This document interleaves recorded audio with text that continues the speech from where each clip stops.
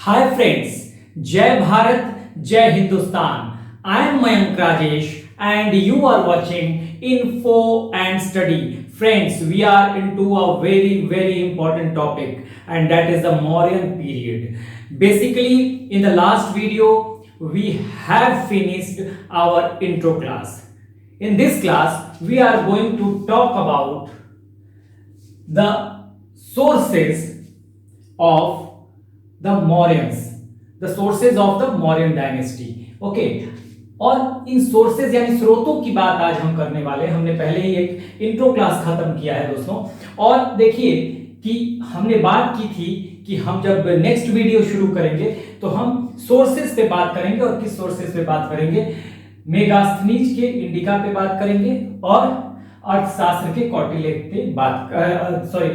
के अर्थशास्त्र पे बात करेंगे। ठीक है, मेगास्थनीज के इंडिका पे बात करेंगे और कौटिल्य के अर्थशास्त्र पे बात करेंगे। लेकिन जहां तक अर्थशास्त्र की बात है, इस वीडियो में करना थोड़ा मुश्किल हो जाएगा। इसका रीजन ये है क्योंकि ये इंडिका करते करते ही हमारा वीडियो थोड़ा लंबा हो जाएगा, तो इसलिए बहुत ज्यादा क्योंकि हम बहुत डिटेल में पढ़ते हैं चीजों को, तो मैं सोचता हूं कि अर्थशास्त्र और ये जो पार्ट है, हाँ, इसको हम नेक्स्ट वीडियो में देखेंगे। वैसे भी मैंने बताया था कि ये जो पार्ट है, ये आपको कहीं ना कहीं छोटी छोटी जानकारियां मिलती रहेंगी, तो आप उससे कर लेंगे। ठीक है, वहां पे इकट्ठा हो जाएगा, क्योंकि हमें दो इंपॉर्टेंट चीजों को पढ़ना है सोर्सेज में, इंडिका और अर्थशास्त्र को, क्योंकि यहीं पर जो है वो बहुत ज्यादा इन्हीं से चीजें निकल कर आती है पूरे मौर्य साम्राज्य के बारे में। बाकी और भी चीजें हैं और भी सोर्सेज हैं जिनसे निकल के आएंगी, तो हम अर्थशास्त्र को देख लेंगे और बाद वाले वीडियो में, और थोड़ी थोड़ी जो इंपॉर्टेंट जानकारी होगी, हालांकि जब चैप्टर में आगे बढ़ेंगे तो वो सब चीजें आती रहेंगी, फिर भी हम कोशिश करेंगे कि कुछ चीजों को कलेक्ट कर ले। हालांकि मैंने पहले कहा था कि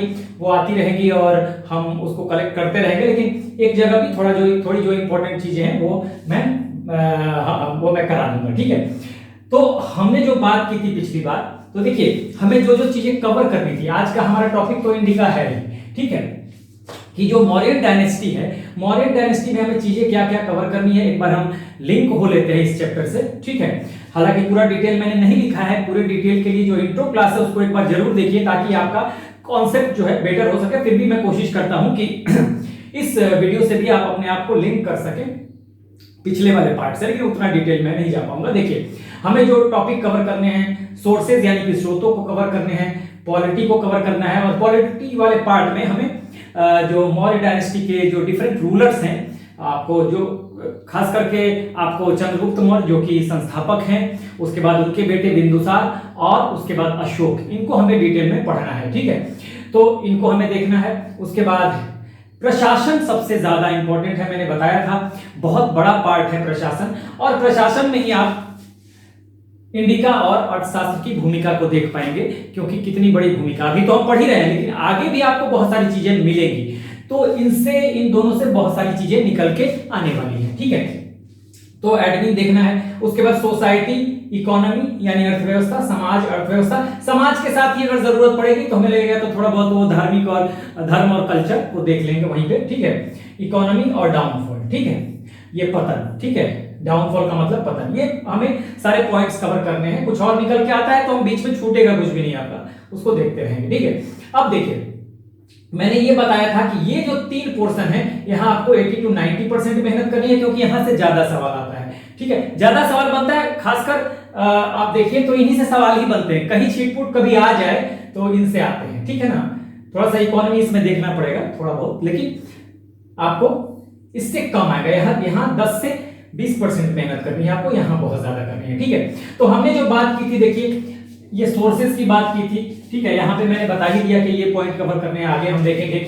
लिटरेचर में हमें इंडिका देखना है जो मेगास्थनीज द्वारा लिखा गया है। ठीक है, और अर्थशास्त्र जो कौटिल्य यानी चाणक्य द्वारा लिखा गया है। ठीक है, ये तो लिटरेरी सोर्सेज हो जाएगा, यानी कि साहित्यिक सोर्स हो जाएंगे। और आर्कियोलॉजिकल यानी पुरातात्विक स्रोत भी हैं, यानी सोर्सेज भी हैं। तो उसमें क्या है, रुद्रदामन का जूनागढ़ अभिलेख है। ठीक है, सहगौरा ताम्रपत्र है जो कि उत्तर प्रदेश का है, ये चंद्रगुप्त मौर्य के समय का अभिलेख है। सहगौरा कॉपर प्लेट बोलेंगे इसको, और महास्थान का अभिलेख है।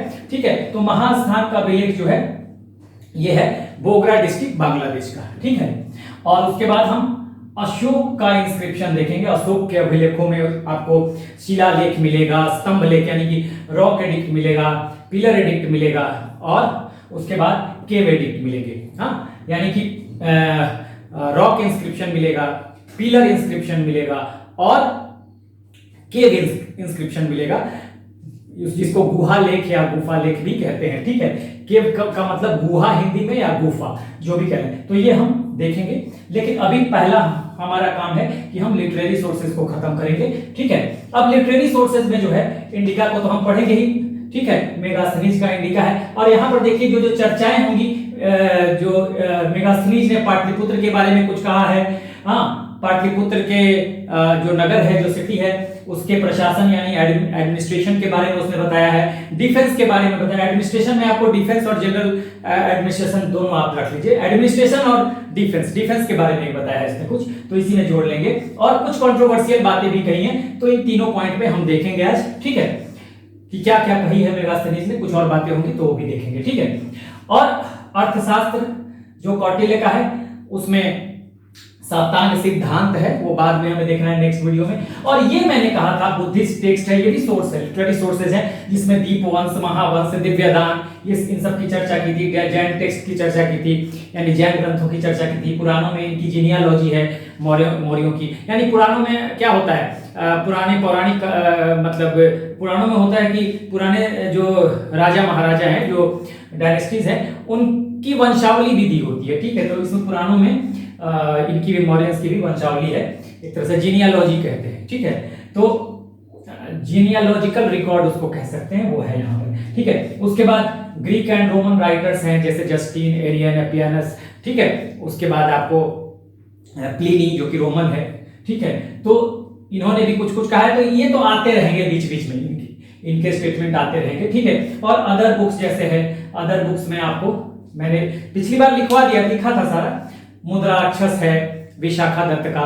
ठीक है, संस्कृत नाटक है, संस्कृत ड्रामा है, जिसमें कि बहुत सारी चीजें बताई गई हैं मौर्यों के बारे में। ठीक है, उसके बाद आपको बाणभट्ट का हर्ष चरित्र है, जिसमें कि हर्षवर्धन बाद में आप पढ़ेंगे। हर्षवर्धन जब मौर्यंस के लेटर मौर्यंस के बाद हर्षवर्धन को हम पढ़ने वाले हैं, तो वहां पे उत्तर मौर्य काल के बाद हर्षवर्धन को देखेंगे। तो वहां पे बाणभट्ट है हर्षवर्धन के दरबार में, कोर्ट में। तो बाणभट्ट ने हर्ष चरित्र में हर्ष के बारे में लिखा, उसमें भी मौर्य डायनेस्टी के डाउनफॉल के बारे में कुछ बातें कही गई हैं। उसके अलावा तमाम ऐसे सोर्सेज हैं, तमाम ऐसी किताबें हैं। ठीक है, तो वो सब चीज मैंने लिखा हुआ था सारा पिछले वीडियो में। तो मैंने ये कहा था कि ये वाला जो पोर्शन है, इसको हम अभी नहीं देखेंगे, और हम वैसे जैसे जैसे हम आगे बढ़ते जाएंगे इस चैप्टर में, कहीं ना कहीं कुछ ना कुछ दीप वंश और महावंश से संबंधित कुछ बातें कही जाएंगी, तो आपको मिल जाएगा। मुद्रा राक्षस से संबंधित कुछ बातें हो सकता है मिल जाए, तो वो तो मैंने कहा था कि हो जाएगा। फिर भी मैं ये सोचता हूं कि अर्थशास्त्र और इसको अर्थशास्त्र तो कराऊंगा ही, अर्थशास्त्र में पूरी चीजें नहीं होंगी, क्योंकि आपको पूरा एडमिनिस्ट्रेशन ही, पूरा मौर्य साम्राज्य जो अर्थशास्त्र है, जो इंपॉर्टेंट बातें होगी वो हम एक साथ करेंगे। और फिर इससे भी मैं सोचता हूं कि कुछ कुछ जो इंपॉर्टेंट बातें होंगी अर्थशास्त्र के साथ साथ मैं कुछ बातें लिखवा दूंगा। बाकी जो आगे हमें करना होगा करते रहेंगे, आगे के टॉपिक्स में जो मिलते रहेंगे, आगे मौर्य साम्राज्य में जब हम बढ़ेंगे जो जो मिलता रहेगा वो हम कर लेंगे। ठीक है, तो आज का हमारा टॉपिक यहाँ तक है इंडिका का। आज हम इंडिका को देखने वाले हैं बहुत ही डिटेल में। ठीक है, तो आज का टॉपिक हमारा इंडिका है। ठीक है, आज का टॉपिक इंडिका है, सही बात है, इसको हमें देखना है। ठीक है, और ये तो हम अर्थशास्त्र के साथ कुछ इंपॉर्टेंट अगर बातें होंगी उसको हम नोट डाउन करते जाएंगे। हालांकि तमाम चीजें हैं, उतना कवर करना मुश्किल है, लेकिन फिर भी हम इंपॉर्टेंट चीजों को नोट कर लेंगे। ठीक है, अर्थशास्त्र के साथ, क्योंकि अर्थशास्त्र में हमें कुछ चीजें तो देखनी है अभी और कुछ चीजें बाद में मिलती जाएंगी। मैंने बताया कि पूरा एडमिनिस्ट्रेशन जो है वो मेगास्थनीज और कौटिल्य के अर्थशास्त्र, मेगास्थनीज के इंडिका और कौटिल्य के अर्थशास्त्र पे बेस्ड है। लेकिन कुछ चीजें अभी बता देना इसलिए जरूरी होता है, क्योंकि वो जरूरी होता है चैप्टर पढ़ने के पहले, ताकि आपकी चैप्टर की समझ बढ़ सके। ठीक है, तो ये हमने जान लिया, ये तो हमें बाद में ही देखना है, पहले हमें सोर्सेज ये और ये खत्म करना है। जब ये खत्म हो जाएगा लिटरेरी सोर्सेज, तो हम इन सोर्सेज पे आएंगे। बहुत ही लंबा है, काफी कुछ पढ़ना है। अशोक का इंस्क्रिप्शन तो बहुत ज्यादा है। ठीक है, और जो हमने पिछली बार जो वीडियो में देखा था, मैंने आपको बताया था थोड़ा सा लिंक खो लेते हैं ना पिछले वीडियो से, ठीक है, कि सबसे पहले समाज कैसा था। अगर हम वैदिक पीरियड को देखें तो 1500 से वैदिक पीरियड का समय 1500 से 600 बीसी का है, हाँ 1500 टू 600 बीसी का है, जिसमें अर्ली वैदिक पीरियड या ऋग वैदिक पीरियड जिसको हम कहते हैं, वो उस समय में क्या था कि जो समय है 1500 टू 1000 बीसी। अर्ली वैदिक पीरियड 1500 टू 1000 बीसी, यहां लिखा नहीं है, पिछले वीडियो में देखिएगा सारा मिलेगा, ठीक है। यहां पर सिर्फ जो सबसे बड़ी राजनीतिक और सामाजिक इकाई, पॉलिटिकल और सोशल यूनिट जो थी वो जन थी। यहाँ कबीलाई समाज था, आर्य जो आए थे कबीलों के रूप में आए थे, मैंने बताया था, अलग अलग समय अलग अलग कालखंड में आए थे और कबीलों के रूप में आए थे। तो इनका जो ग्रुप होता था ना उसको जन कहते हैं। जैसे भरत एक कबीला है, अनु, यदु, तुर्वस, ये सब कबीलाई ग्रुप थे, अलग अलग समय में आए। उसके अलावा यहाँ भी कुछ ऐसे ग्रुप थे, ये आर्य थे, ये जो कबीलाई ग्रुप थे जो आर्य आए थे ये कबीलों के रूप में आए थे, मैंने बताया था। आर्य जो भारत में आए वो अलग अलग फेज में आए और कबीलों के रूप में आए, कबीलाई ग्रुप के रूप में, कबीलाई समूह के रूप में आए। तो मैंने इसमें बताया था कि भरत कबीला था और तुर्वस था, यदु, अनु, तमाम तरह के कबीले थे, कई कबीले थे, ठीक है, ये ग्रुप था। यहाँ कुछ अनार्यों के कबीले थे जैसे पक्त, विशानिन, भलानस, ये सब। तो ये जो कबीलाई ग्रुप थे ना, हाँ, आर्यों के, अनार्यों के, इनको जन कहा जाता है। माना कि भरत एक ग्रुप है तो वो एक जन है, उसको जन कहा जाता था। तो ये सबसे बड़ी राजनीतिक और सामाजिक इकाई थी उस समय की। और इनका काम जो होता था अपने पशुधन की रक्षा करना। गाय उस समय महत्वपूर्ण पशु था, ठीक है, गाय जो थी, काऊ, वो सबसे मोस्ट इंपॉर्टेंट एनिमल वाज काऊ, ठीक है। तो या तो लड़ाई होती थी गायों की रक्षा के लिए, गायों के लिए, या उस एक कबीलाई ग्रुप में, मान लीजिए भरत कबीला है, आर्यों का एक ग्रुप है भरत, ठीक है, उनका किसी अनार्यों भलानस के साथ लड़ाई हो गई अनार्यों के कबीले से, तो अपने पशुधन की रक्षा करेंगे और अपने अपने ग्रुप में जो लोग हैं उनकी रक्षा करेंगे। ये जन कहलाते थे, ठीक है। एक कबीलाई ग्रुप जन कहलाता था, आर्यों का एक ग्रुप जन या अनार्यों का एक ग्रुप जन कहलाता था। तो ये जन जो है ये लड़ाई करेंगे अपनी सुरक्षा के लिए, अपने पशुधन की सुरक्षा के लिए और खासकर गायों के लिए। मैंने बताया था कि इस समय अर्ली वैदिक पीरियड या ऋग वैदिक पीरियड में Wars were fought for the sake of cows, ठीक है। तो यहाँ लैंड से कोई मतलब नहीं था, ठीक है।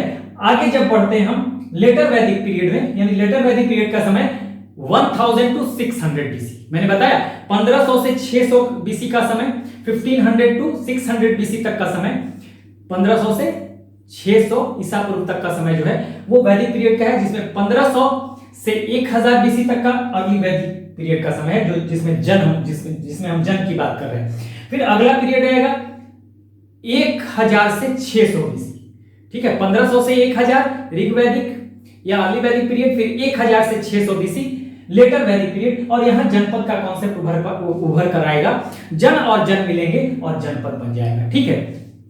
फिर आप देखेंगे 6th सेंचुरी बीसी में जब जाएंगे तो 16 महाजनपदों की बात होगी। कुछ महाजनपदों को मैंने यहां बनाया हुआ है समझाने के लिए, ठीक है। ये पूरा इधर अश्मक एक और महाजनपद होगा, इधर कंबोज और गांधार होंगे, ठीक है। तो बहुत सारे जनपद हैं, लेकिन मैंने कुछ जनपदों को यहाँ पे वैसे मार्क किया हुआ है। एक मगध जनपद बहुत इंपॉर्टेंट है क्योंकि यहीं से आपको मगध डायनेस्टी भी उभरेगी और यहीं से पाटलिपुत्र को राजधानी बनाकर मौर्य साम्राज्य की स्थापना की जाएगी, ठीक है। तो महाजनपदों में मैंने बताया कि मगध जो है ये महाजनपद, 16 महाजनपद उभर कर आते हैं, ठीक है। जनपद और जनपद मिलेंगे, बहुत सारे जनपद मिलेंगे तो एक महाजनपद बनेगा। और इस तरह से 16 महाजनपदों की चर्चा आपको मिलती है कहां पे?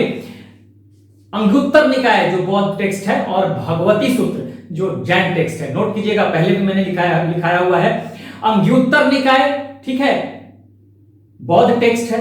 हाँ, त्रिपिटका का त्रिपिटक जो है, त्रिपिटक में पहला पार्ट है सुत्त पिटक, उसका पार्ट है अब अंगुत्तर निकाय। 5 पार्ट है ना, इसके सुत्त पिटक के 5 पार्ट है।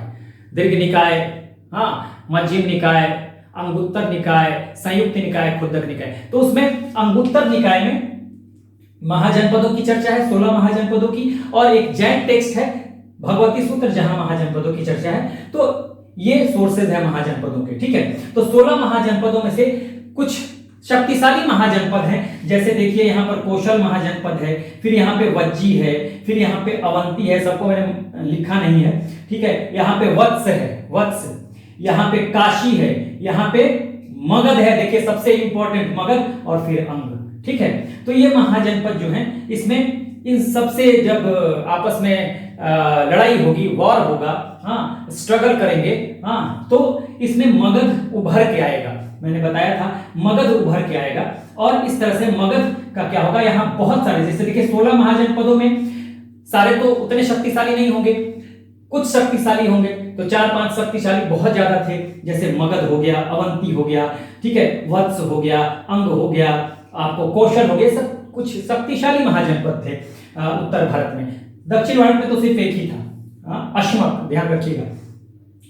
तो इसमें मगध अपने ज्योग्राफिकल कंडीशन के कारण, हाँ, और कुछ अपने आधुनिक सोच की वजह से, मैंने पीछे बताया हुआ है, मगध जो है वो उभर के आता है, हाँ, सबसे ताकतवर महाजनपद के रूप में, ठीक है। और सबसे ताकतवर महाजनपद के रूप में जब उभर कर आएगा तो यहां पर एक स्टेट का जो है, एक आपको बाद में मगध एक स्टेट का स्वरूप लेगा। क्यों?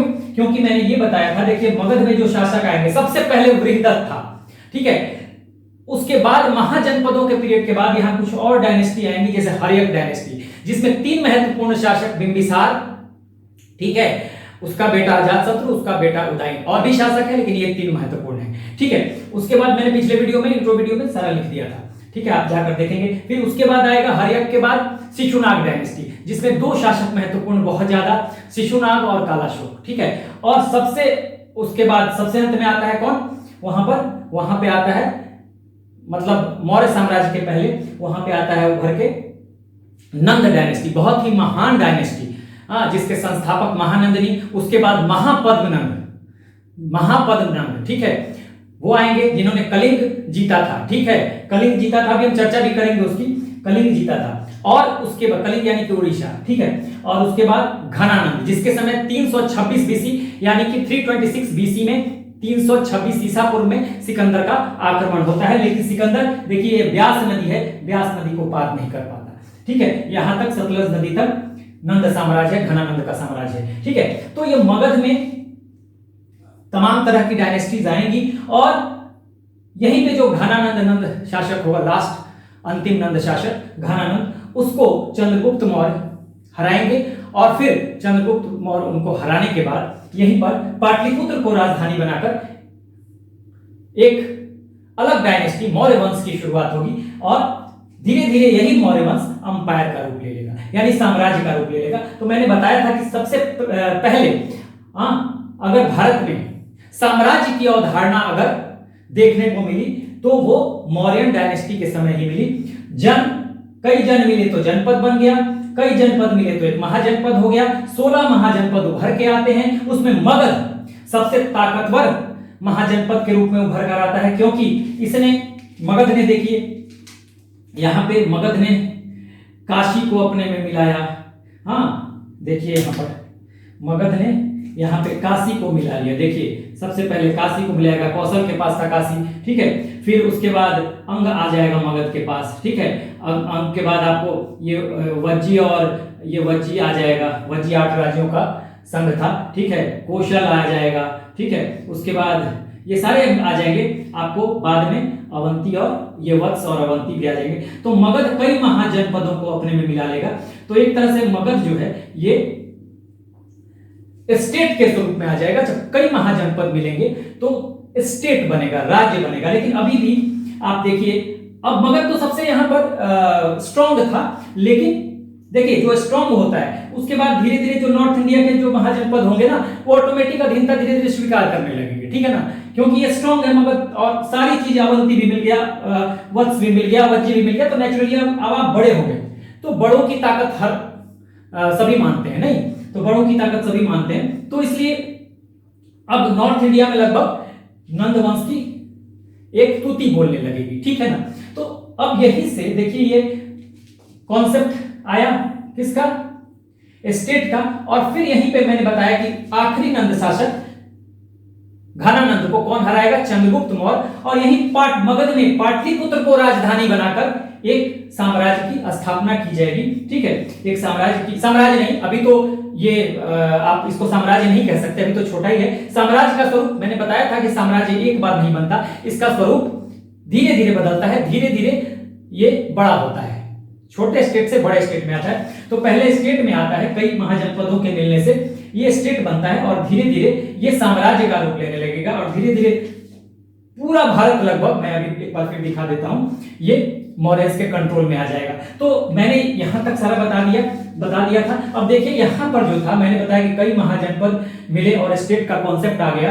और आप देखेंगे कि मैंने बताया कि जो ताकतवर होता है उसकी तुति बोलती है। तो इधर के भी जो कुछ महाजनपद होंगे नेचुरली इनकी बात मानेंगे। तो एक तरह से देखा जाए तो नंद वंश जो था, सबसे नंद वंश के पास कहां तक था, अगर घनानंद की बात करें, चंद्रगुप्त मौर्य ने किसको हराया था? घनानंद को हराया था।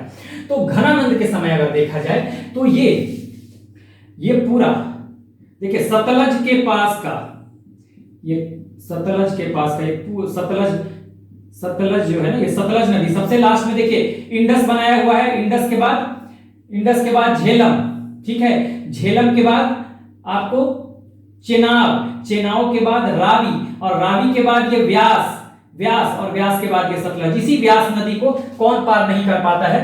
सिकंदर नहीं पार कर पाता है, व्यास नदी तक पहुंचता है, इसके बाद ये नहीं पहुंच पाता है, अदरवाइज वो मगध में घुस जाता है। ठीक है, मगध का जो शासन था ये पूरा मगध का ही शासन है, एक तरह से मौर्य साम्राज्य का घुस जाता। मौर्य साम्राज्य कह रहे हैं, मगध का शासन है नंद साम्राज्य का। नंद उस समय शासक कौन था?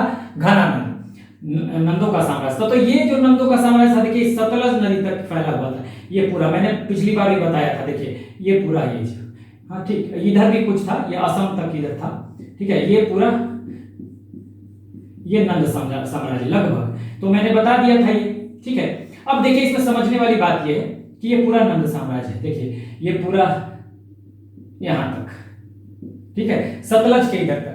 लेकिन अब क्या होगा कि जब कौन आएगा,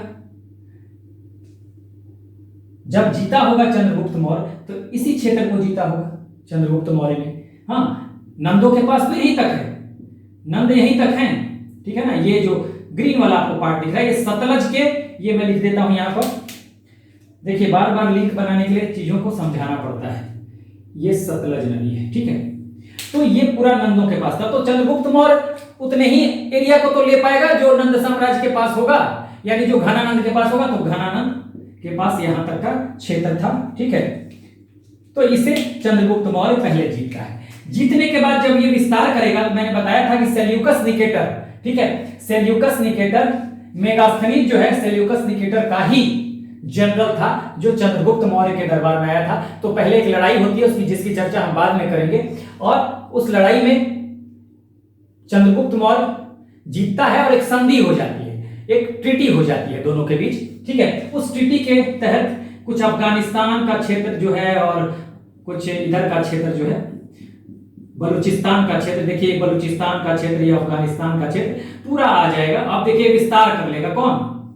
चंद्रगुप्त मौर्य। मैंने बताया था ये चंद्रगुप्त मौर्य का विस्तार हो गया, ये पूरा आ जाएगा एक तरह से। देखिए ईरान तक लगभग कहते थे कि ईरान तक, कई जगह पे लिखा हुआ है, कई जगह लिखा हुआ है कि नॉर्थ वेस्ट में अफगानिस्तान तक, कई जगह लिखा हुआ है इधर ईरान और सेंट्रल एशिया तक भी ये पहुंच गए थे। बहुत बड़ा साम्राज्य था। तो ये पूरा आपको देखिए मौर्य साम्राज्य में मैंने पिछली बार भी बता दिया था, क्योंकि चैप्टर से लिंक हो जाए इसलिए मैं बता रहा हूं। जो अच्छे से पिछला वाला देख चुके हैं वो आगे भी देख सकते हैं, लेकिन फिर भी एक बार देख लीजिए, इससे आपका कॉन्सेप्ट। अब ये आ गया चंद्रगुप्त मौर्य ने यहां तक बढ़ा दिया। पहले नंद साम्राज्य सतलज नदी तक था, यहीं तक जीतता है कौन? चंद्रगुप्त मौर्य। लेकिन अब इसका एक्सपेंशन हो जाता है सेल्यूकस निकेटर से, जब लड़ाई होती है उसके साथ जब ट्रीटी होती है तो उसको कुछ एरिया मिलता है अफगानिस्तान और पाकिस्तान का, जेड्रोसिया एरिया, हेरात, काबुल, ये सब मिलेगा। काबुल तो अफगानिस्तान में ही है ना, आज राजधानी है। तो ये बलूचिस्तान का देखिए एरिया यही वाला है, बलूचिस्तान पाकिस्तान का। तो ये यहां तक आ गया, ठीक है, इधर असम तक था। अब देखिए जब आएगा उसका बेटा बिंदुसार, ठीक है, तो बिंदुसार, ये देखिए साम्राज्य कैसे बनता है, ये दक्षिण के कुछ क्षेत्र को छोड़ दिया जाए तो ये सारा, और ये कलिंग। अब देखिए यहां समझने वाली बात है, अब यहां देखना इसलिए जरूरी था। देखिए एक चीज मैं समझाऊंगा आपको, बहुत जरूरी है। ये कलिंग का क्षेत्र मान लीजिए, मैंने बताया था कि बिंदुसार जो है ये कलिंग छोड़ के बिंदुसार के पास ये इतना एरिया सारा आ जाता है, ठीक है, इतना एरिया आ जाता है दक्षिण भारत के कुछ एरिया को छोड़। अब देखिए कलिंग नहीं है मगध साम्राज्य के पास, और मैंने क्या बताया था कि महापद्मनंद, अभी अभी मैंने बताया है, और जब मैंने पूरा मगध का पढ़ाया था पहले वीडियो, वहां भी बताया था कि महापद्मनंद ने कलिंग जीता था। ठीक है, वहां एक तंसुली नहर का निर्माण भी हुआ था। खारवेल के कलिंग अभिलेख से यह पता चलता है, खारवेल के कलिंग इंस्क्रिप्शन से पता चलता है कि महापद्मनंद ने आक्रमण किया था और कलिंग पे विजय प्राप्त की थी। यानी उस समय या तो कैप्चर किया होगा या लौट के आ गया होगा, जो भी है, यानी कलिंग कहीं ना कहीं कलिंग से लिंक होगा नंद साम्राज्य का, लेकिन बाद में वो जरूर कलिंग जो है छिटक गया होगा। इसके बारे में बहुत जानकारी नहीं है। यह भी कहा जाता है कि महापद्मनंद गए और वहां से जिनसेन की मूर्ति को लेकर आ गए, तो क्या उन्होंने कलिंग को छोड़ दिया? हाँ, ये भी एक सवाल उठता है। अब जो भी हुआ हो, लेकिन कलिंग कहीं ना कहीं ये पता चलता है कि या तो उन्होंने उस समय कलिंग को कैप्चर नहीं किया होगा, या कैप्चर अगर किया होगा तो ये कलिंग बाद में कहीं ना कहीं छिटक गया है नंदों के पास से। इसकी जानकारी हमें नहीं है, तो हमें यह ध्यान देना होगा कि कलिंग अभी बिंदुसार के पास नहीं है। जब अशोक आएगा तो ये एरिया भी भर जाएगा, ये एरिया भी भर जाएगा, ये वाला, ठीक है, ये एरिया भी भर गया। यानी कि कलिंग का एरिया, अशोक ने कलिंग की लड़ाई लड़ी थी, आपको याद है, तब मौर्य साम्राज्य में कलिंग लड़े, उसके बाद अशोक ने कोई लड़ाई नहीं लड़ी। ठीक है, कलिंग यानी कि आज का उड़ीसा। ठीक है, तो ये लगभग पूरा देखिए कितना बड़ा साम्राज्य हो गया। तो कहते हैं कि मौर्य साम्राज्य के पहले और मौर्य साम्राज्य के बाद कभी भी भारत का के पास इतना एरिया नहीं रहा जितना बड़ा एरिया मौर्य साम्राज्य के पास था। बाद में मुगल भी आए, मुगलों का भी एरिया बड़ा था, लेकिन इनसे फिर भी कंपैरेटिवली छोटा था। ठीक है, अंग्रेजों के समय तो बहुत छोटा हो गया था, और आज तो हम बहुत छोटे हो गए। पाकिस्तान, अफगानिस्तान सब अलग अलग है, इधर से बर्मा और सब निकल गया है। ठीक है, तो इन चीजों को आपको देखना होगा। देखिए ये पूरा मौर्य साम्राज्य। अब हमको लगता है कि आपने पूरा का पूरा लिंक बना लिया होगा। ठीक है, अब हम बढ़ेंगे आज के अपने सोर्स। पहले साहित्यिक सोर्स यानी लिटरेरी सोर्स इंडिका पे, जो आज हमें पढ़ना है, जिसमें हमें पाटलिपुत्र के बारे में जानना है कि मेगास्थनीज ने क्या कहा, कुछ एडमिनिस्ट्रेशन के बारे में बताया है, कुछ कंट्रोवर्सी भी है इसकी बातों में, उन चीजों को हम समझेंगे। ठीक है, और आगे भी आपको जैसे जैसे मौर्य साम्राज्य में आप बढ़ते जाएंगे, आपको बहुत सारी चीजें ऐसी मिलेंगी जो मेगास्थनीज और कौटिल्य के अर्थशास्त्र से रिलेटेड होगी। फिर भी हमें इंपॉर्टेंट बातों को अभी ही जान लेना है, पढ़ने का भी यही तरीका है। ठीक है, तो अब हम बढ़ते हैं आगे और हम देखते हैं कि मेगास्थनीज के इंडिका में क्या क्या बातें हैं। ठीक है, आइए अब देखते हैं हम इंडिका को पढ़ते हैं जो मेगास्थनीज ने लिखा है। ठीक है, ठीक है, देखिए इंडिका, ठीक है, इंडिका जो है, इसके राइटर कौन है भाई? तो राइटर है मेगास्थनीज। लेकिन इसमें भी बहुत सारी चीजें आपको देखने को मिलेगी, ओरिजिनल फॉर्म इंडिका का नहीं मिला है। ठीक है, अभी मैं बताता हूं मेगास्थनीज कौन था। तो मेगास्थनीज ये सेंट बाय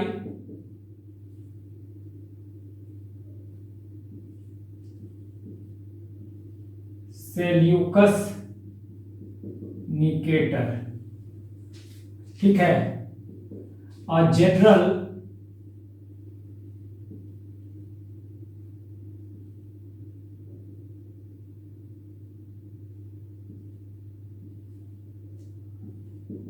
अलेक्जेंडर, इसको सिकंदर कहिएगा, सिकंदर, ठीक है ना।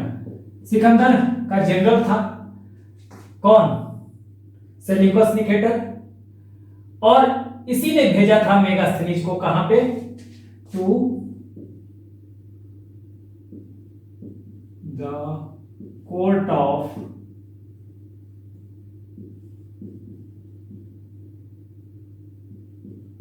चंद्रगुप्त। देखिए काम कीजिएगा आप लोग, जो भी मैं लिखवा रहा हूं, मान लीजिए इंडिका आपने तैयार किया, नोट्स बनाया, तो एक पेज जरूर साथ में छोड़ दीजिएगा।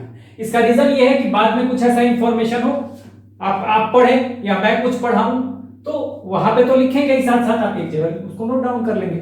तो एक पेज, 2 पेज आप जरूर छोड़ के रखिएगा। हाँ, तो इससे क्या होता है कि आप भी कुछ पढ़ रहे हैं, क्योंकि अभी जब तक आपका कहीं सिलेक्शन नहीं होता है आपकी पढ़ाई जारी रहेगी, तो कुछ भी मिलता है ना, ऐसा तो है नहीं कि आप पढ़ेंगे तो कुछ नहीं मिलेगा नया, तो वहां पे आप नोट डाउन कर लेंगे। ठीक है, एक जगह कलेक्शन होता जाएगा। बाकी मैक्सिमम चीजें तो मैं बता ही रहा हूं। ठीक है, मौर्य, चंद्रगुप्त मौर्य के कोर्ट में या दरबार में भेजा था मेगास्थनीज को, किसने? सेल्यूकस निकेटर ने। ठीक है, ये आपको ध्यान रखना है। और ये जो रहा था, इसका टाइम पीरियड जो था, रहा था इस कोर्ट में, टाइम पीरियड जो इसका था, ये 304 टू 299 बीसी, यानी कहीं 298 303 लिख देगा, तो आप समय से उतना परेशान मत होइएगा, क्योंकि एंशिएंट हिस्ट्री में आगे जब हम आएंगे तो कुछ समय तो मिलेगा भी करेक्ट, लेकिन अभी तक का जो समय है ना, उसमें थोड़ा बहुत फर्क मिलेगा। मौर्य डायनेस्टी की शुरुआत कहीं 321 बीसी से देगा, 321 बीसी टू 184 बीसी, कहीं देगा 322 बीसी टू 185 बीसी। तो इससे नहीं घबराना है, ठीक है ना, लगभग ये समय आप मान के चलिएगा। तो ये करीब 5 वर्ष तक, 5 सालों तक रहा था इस पीरियड में। कहां पे? चंद्रगुप्त के कोर्ट में, भारत में रहा था इट मींस। ठीक है ना। देखिए, अब जो इंडिका है, इंडिका का राइटर यही है, लेकिन इंडिका आज अपने ओरिजिनल फॉर्म में नहीं है, मूल रूप से, यानी कि मूल रूप,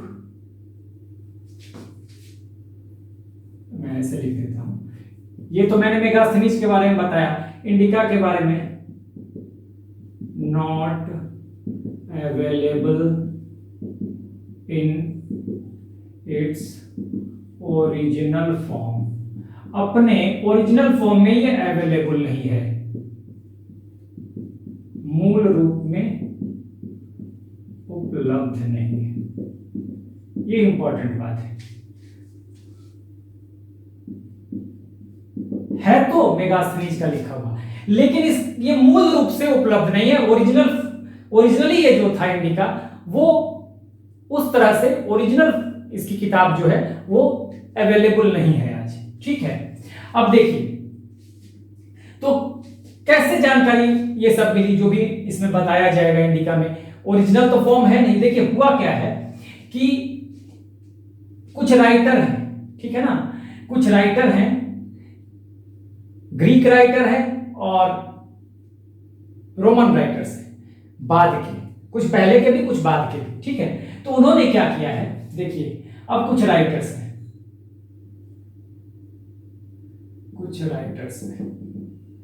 अब ये राइटर्स कौन कौन से हैं भाई? देखिए, ये राइटर्स आपको स्ट्रैबो,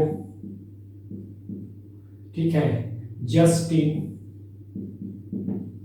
जस्टिन के बाद एरियन। देखिए, इनके स्पेलिंग में भी हो सकता है थोड़ा बहुत फर्क आपको मिल जाए किताबों में। एरियन, डियोडोरस,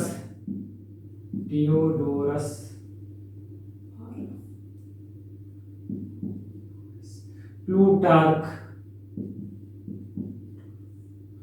ठीक है, प्लूटार्क और प्लिनी,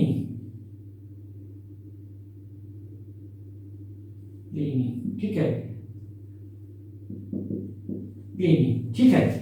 ये प्लिनी जो है ये आपको रोमन राइटर है, प्लिनी रोमन है, बाकी तो ये यूनानी है, यानी ग्रीक राइटर्स हैं। देखिए, तो इन राइटर्स ने अपनी किताबों में कुछ बातें लिखी हैं, ठीक है। तो ऐसे तो कहा जाता है कि इन्हीं किताबों में जो इन लोगों ने लिखी हैं उसमें कहीं कहीं इन्होंने चर्चा की है मेगास्थनीज के इंडिका की, कि इंडिका में ये बात कही गई, कहीं कुछ मिल जाएगा, कहीं कुछ, इन्होंने कुछ कहा, इन्होंने कुछ कहा, इन्होंने कुछ कहा, ठीक है। तो क्या है कि इन्हीं के अंश हैं, इन किताबों के अंश को एक जगह कंपाइल कर दिया गया है। जो भी इन लोगों ने अपनी किताबों में इंडिका के बारे में, मेगास्थनीज की इंडिका के बारे में कुछ कुछ बातें लिखी हैं, उन्हीं बातों को कंपाइल किया गया है। तो इन राइटर्स ने की किताबों में कुछ कुछ बात, हर जगह नहीं है लेकिन कहीं कुछ मिल गया इंडिका के बारे में, उसको उठा लिया गया। इसकी किताब में कुछ मिल गया, उसको उठा लिया गया। इसकी किताब में मिल गया, उसको उठा लिया गया कि इंडिका में ये बातें कही गई थी, इन्होंने चर्चा की है उसकी। उन्हीं चीजों को, उन्हीं अंशों को, उन्हीं पार्ट्स को उठा लिया गया है और उसको कंपाइल किया गया है। ठीक है, ठीक है। तो कंपाइल किया गया है किसके द्वारा? श्वानबेक के द्वारा। ठीक है ना। इन राइटर्स के ने जो रेफरेंस दिया है, reference about indica, in writers ने रेफरेंस दिया है अपने बुक में। कहां पे? रेफरेंस इनकी किताबों में। तो इन राइटर्स ने जो रेफरेंस दिया है, उन्हीं रेफरेंस को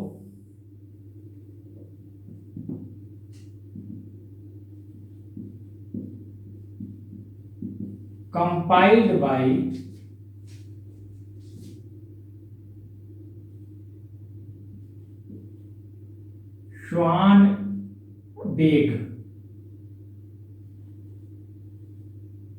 Schwanbeck in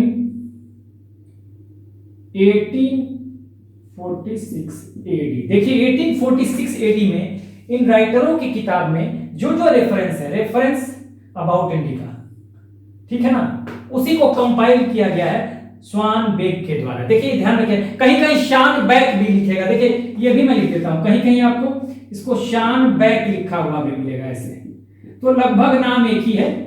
एक्चुअली क्या होता है ना कि प्रोनाउंसिएशन में थोड़ा, अब ग्रीक राइटर्स हैं वो कुछ और बोल रहे हैं, इंडिया में आके किसी और ने कुछ लिखा तो उसको कुछ और बोल दिया, अंग्रेजों ने बोला तो कुछ और बोल दिया। तो इस वजह से क्या है ना कि प्रोनाउंसिएशन जो है बदल जाता है, कहीं शानबेक मिलेगा, कहीं श्वानबेक मिलेगा।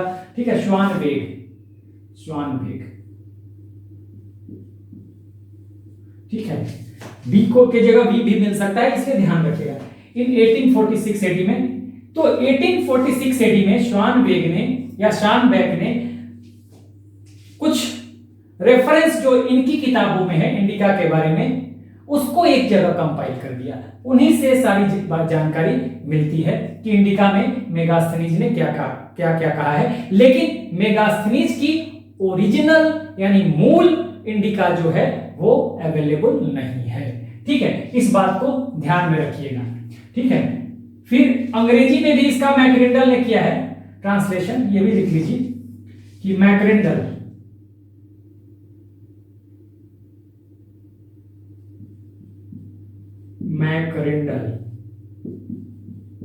translated it into English in 1891 AD। देखिए दो बातें यहां निकल के आई है। ठीक है, दो तीन बातें यहां निकल के आई हैं जो एग्जामिनेशन पॉइंट ऑफ व्यू से आपके लिए इंपॉर्टेंट है। तो हालांकि यूपीएससी और स्टेट सर्विसेज में, स्टेट सर्विसेज पूछ सकता है, यूपीएससी में ये नहीं पूछेगा कि कौन था इसका सिकंदर का जो जनरल था सेल्यूकस का, इतना तो नहीं पूछना चाहिए, लेकिन स्टेट सर्विसेज में पूछ ही सकता है और दूसरे एग्जाम में, किसी और सब एग्जाम में, एसएससी इस सब एग्जाम में पूछ सकता है। तो फिर भी आप जानते रहिए, आपको जानना तो बहुत जरूरी है। तभी आप, अगर आप इंफॉर्मेशन आपके पास नहीं रहेगा तो आप लिंक भी नहीं कर पाएंगे, इसलिए इंफॉर्मेशन तो आपको रखना है। तो यहाँ जो बातें हैं हम आगे बढ़ने के पहले आपको बता दें कि ये तो मेगास्थनीज द्वारा लिखा गया है इंडिका यहाँ पे, हाँ, लेकिन ये इंडिका जो है आज के अपने ओरिजिनल फॉर्म में, हाँ, अवेलेबल नहीं है। कहीं आ जाए अगर स्टेटमेंट में, यहां से सवाल बना सकता है यूपीएससी, हाँ, या दूसरे एग्जाम में भी, कि क्या जो इंडिका है उसका ओरिजिनल फॉर्म अवेलेबल है कि नहीं है, स्टेटमेंट बना के दे सकता है, तो नहीं है। ठीक है, ये ध्यान रखिएगा, इस पे क्वेश्चन बन सकता है कि क्या इंडिका का ओरिजिनल जो फॉर्म है, ये अपने मूल रूप में क्या इंडिका आज अवेलेबल है? नहीं है। तो कैसे अवेलेबल है? अवेलेबल ये राइटर्स है, जिसमें कुछ ग्रीक राइटर हैं, प्लिनी जो है रोमन राइटर हैं, इन्होंने अपनी किताबों में इंडिका के बारे में कुछ लिख दिया, तो वहां से उठा लिया गया। इसने कुछ लिखा अपनी किताब में, वहां से उठा लिया, इसने कुछ लिखा उसको वहां से उठा लिया गया, इसने कुछ लिखा और वही एक कंपाइल कर दिया गया स्वानबेक के द्वारा, तो यही इंडिका है। ठीक है, तो देखिए अब यहाँ पे आपको क्या जानना है कि इनके रेफरेंस को, इन किताबों में जो रेफरेंस दिया हुआ है, हाँ, उसको कंपाइल किया गया है किसके द्वारा, तो शानबेक या स्वानबेक के द्वारा 1846 एडी में। ठीक है, मैक्रिंडल ने इसको इंग्लिश में ट्रांसलेट किया 1891 में, मैक्रिंडल ने इंग्लिश में ट्रांसलेट किया। ठीक है, तो ये बात है। मेगास्थनीज कौन था भाई, एक एम्बेसडर था, राजदूत था, दूत था, जो भी कह ले, हाँ, जो कि भेजा गया था किसके द्वारा, सेल्यूकस निकेटर के द्वारा। किसके पास, तो चंद्रगुप्त मौर्य के पास। ठीक है, चंद्रगुप्त मौर्य के पास, चंद्रगुप्त मौर्य पूरा है, चंद्रगुप्त मौर्य यहां तक है, चंद्रगुप्त मौर्य के पास। सीएम याद रखिए, चीफ मिनिस्टर से चंद्रगुप्त मौर्य। ठीक है, चंद्रगुप्त मौर्य के पास भेजा गया था, जो कि करीब 5 सालों तक यहां पर रहा था। ठीक है, ये टाइम पीरियड लगभग यही है 304 टू 299 बीसी तक, यानी करीब 5 सालों तक ये रहा है कहां पे, भारत में। और जो रहा है यहां रह के उसने जो कुछ देखा है, जो कुछ समझा है, अपनी समझ के अनुसार उसने अपनी किताब इंडिका में जानकारियां दी है, इंफॉर्मेशन दिया है। ठीक है, तो ये हमने समझ लिया यहां तक। आगे बढ़ेंगे और देखेंगे कि उसने पाटलिपुत्र के बारे में क्या कहा, उसने पाटलिपुत्र के एडमिनिस्ट्रेशन के बारे में थोड़ी थोड़ी जानकारियां लेंगे, ताकि आपका कनेक्शन आगे के चैप्टर में बना रहे। ठीक है, तो इंपॉर्टेंट बात यहां हम जान लेंगे। ठीक है ना, तो आगे बढ़ते हैं, कुछ कंट्रोवर्शियल बातें कही हैं वो भी हम देखेंगे, तो आगे बढ़ते हैं। आइए समझते हैं सबसे पहले कि मेगास्थनीज ने अपने इंडिका में पाटलिपुत्र के बारे में क्या कहा है। सबसे पहले वही देखते हैं। पाटलिपुत्र जो मौर्य साम्राज्य की राजधानी थी, वही उसी को राजधानी बनाकर मौर्य साम्राज्य की स्थापना की गई थी। ठीक है, तो देखिए यहां सबसे पहले हम देखेंगे कि पाटलिपुत्र के बारे में क्या कहा गया है। देखिए पाटलिपुत्र, देखिए सबसे पहले कि इंडिका में पाटलिपुत्र को मेगास्थनीज ने एक नाम दिया है पोलीब्रोथा।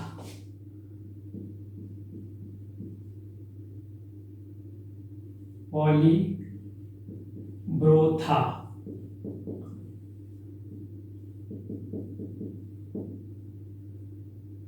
पोलीब्रोथा।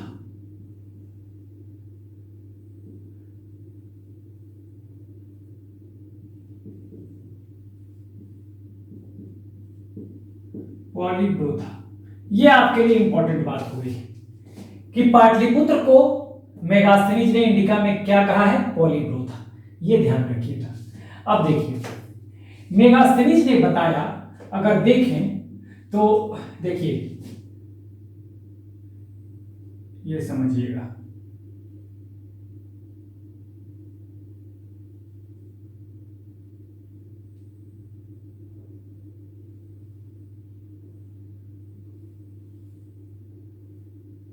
समझिएगा।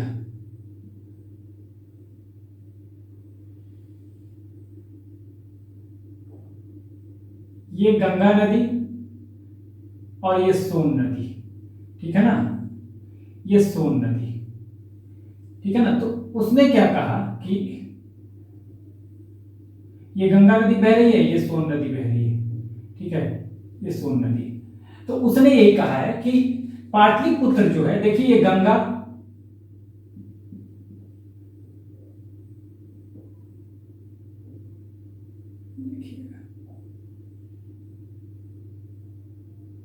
लगभग देखिएगा ये गंगा है तो बहुत सारी नदियां, लेकिन उसने सिर्फ गंगा और सोन के बारे में कहा है। ये गंगा लगभग यही रखिएगा, और ये सोन, ठीक है। यहां मैंने समझा दिया गंगा, और ये गंगा और सोन, तो इधर मैं बना देता हूं, ठीक है। गंगा और सोन देख लीजिए, चलिए लिखता हूं। तो ये हो गया गंगा और ये हो गया सोन, ठीक है। ये गंगा, इसी के मुहाने पे ये पाटलिपुत्र नगर बसा है तो बहुत सारी नदियां, लेकिन सिर्फ उसने चर्चा की है गंगा और सोन, या और भी नदियां हैं, लेकिन उसने ये बताया कि गंगा और सोन नदी के मुहाने पर बसा हुआ है, यही पाटलिपुत्र नगर है। ठीक है ना, ये पाटलिपुत्र जो है पी, यही पाटलिपुत्र नगर बसा हुआ है। समझ गए? कहां पे? गंगा और, गंगा लिख दिया मैंने, गंगा और सोन नदियों के मुहाने पे। ध्यान रखिएगा, ये कहा है कि ये जो पॉलीब्रोथा है या जो पाटलिपुत्र है वो गंगा और सोन नदियों के मुहाने पे है, तो ये ध्यान रखना है आपको। उसके बाद इसने ये कहा है कि जो पाटलिपुत्र जो नगर है, यहां पर देखिए कि ये पूरा नगर जो है पाटलिपुत्र,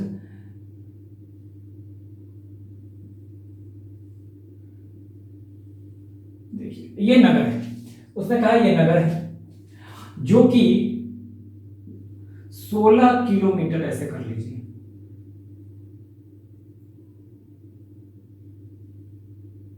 16 किलोमीटर बराबर 80 स्टीडिया, स्टेडिया या स्टीडिया कहा गया, स्टीडिया।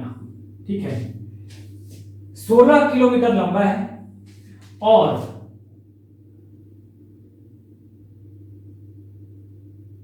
3 किलोमीटर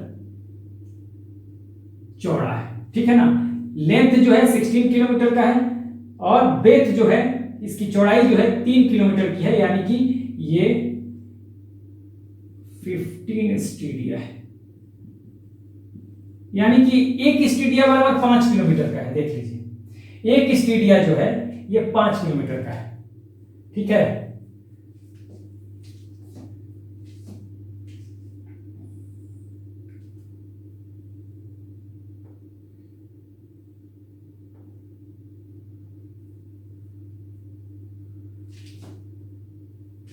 सॉरी 1 किलोमीटर जो है वो 5 स्टेडिया का है। 16 से 80 में भाग दीजिए आप 16 से, तो 5 स्टेडिया इक्वल टू 1 किलोमीटर। ठीक है, देखिए 5 स्टेडिया, यहां भी 15 से आप 15 को आप डिवाइड कीजिए 3 से, तो 5 स्टेडिया बनता है। तो ये सवाल आने वाला नहीं है, लेकिन ये पाटलिपुत्र के बारे में अगर कहीं दे दिया आपको लिखने के लिए और कुछ जानकारियां जो है वो हो सकता है ऑब्जेक्टिव में पूछ दे, तो इसने कहा है पाटलिपुत्र के बारे में जो जानकारी दी है कि ये देखिए पाटलिपुत्र नगर इस तरह से बसा हुआ है। कहां पे?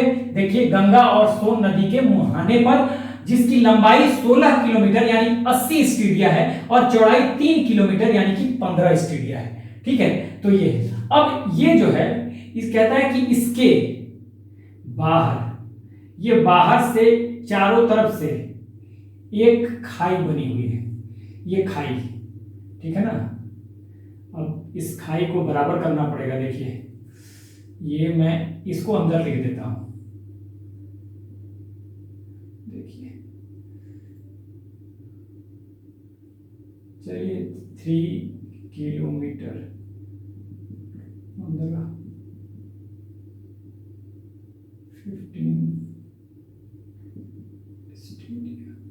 ठीक है, अब ये देखिए यहां से मैं यहीं से खींच दूंगा, समय 3 किलोमीटर है। अब कहता है कि भाई यहां से एक खाई भी बनी हुई है, ये खाई बनी हुई है, खाई यहां से मैं बीच से ही खींच देता हूं। देखिए ये एक खाई है, चारों तरफ, नगर के चारों तरफ एक खाई बना हुआ है, और खाई जो है, ये खाई जो है, ये जिसको आप गैप कह लीजिए, खाई कह लीजिए। ठीक है, ये खाई जो है गहरा है, और कितना गहरा है? देखिए ये कहता है कि ये खाई जो है 185, ये जो चौड़ाई है 185 मीटर। ठीक है, METR मीटर। ठीक है, ये 185 मीटर, मीटर खाली ऐसे भी लिख सकते हैं, 185 मीटर, 185 मीटर इसकी ब्रेथ है। ठीक है, चौड़ाई है।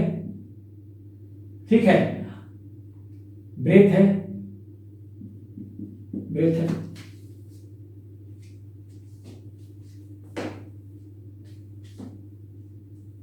और इसकी गहराई भी है, डेप्थ कितनी है?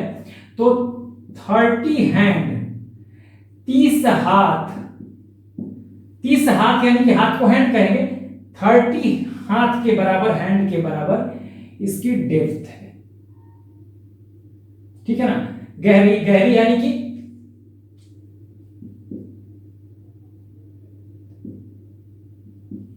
डेप्थ।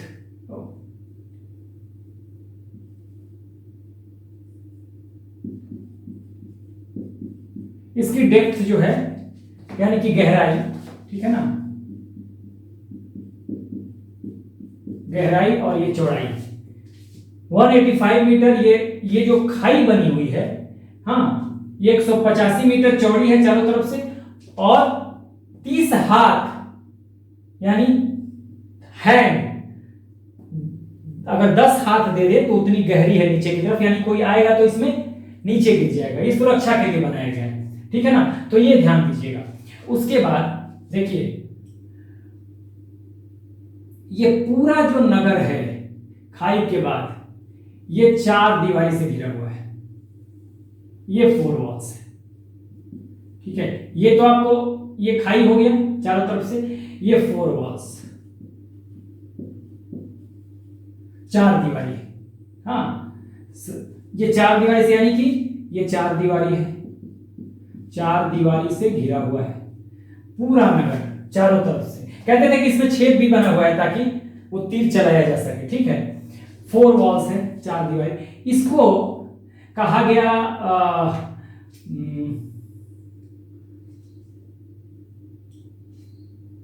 4 दीवारी, इसको कहा गया बुलंदी बाग, ठीक है ना। इस 4 दीवारी को बुलंदी बाग भी कहा गया, इसको 4 दीवारी को आप कहें, या फिर इस पूरे को बुलंदी। ये जो एरिया है 4 दीवारी, ये जो एरिया बन रहा है ना, ये 4 दीवारी, और जो एरिया बन गया इसे क्षेत्र जो कहा जाएगा 4 दीवारी बनने के बाद, ये जो क्षेत्र है इसको बुलंदी बाग,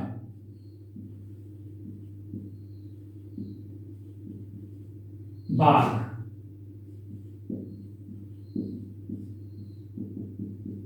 बुलंदी बाग कहा गया, ठीक है। ये एरिया देखिए, ये 4 दीवारी जो है ना, इसके बाद एक एरिया बन रहा है, बुलंदी बाग है, ठीक है।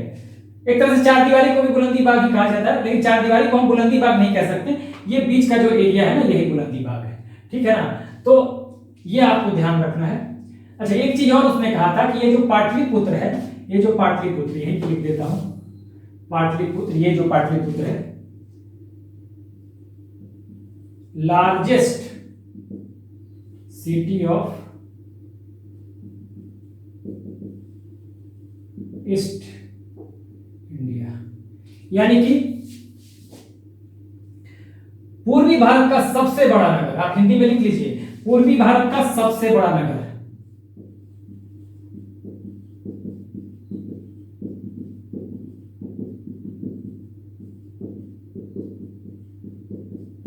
पूर्वी भारत का सबसे बड़ा नगर कहा गया है, ठीक है।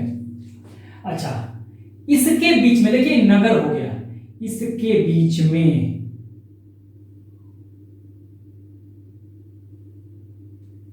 ठीक है,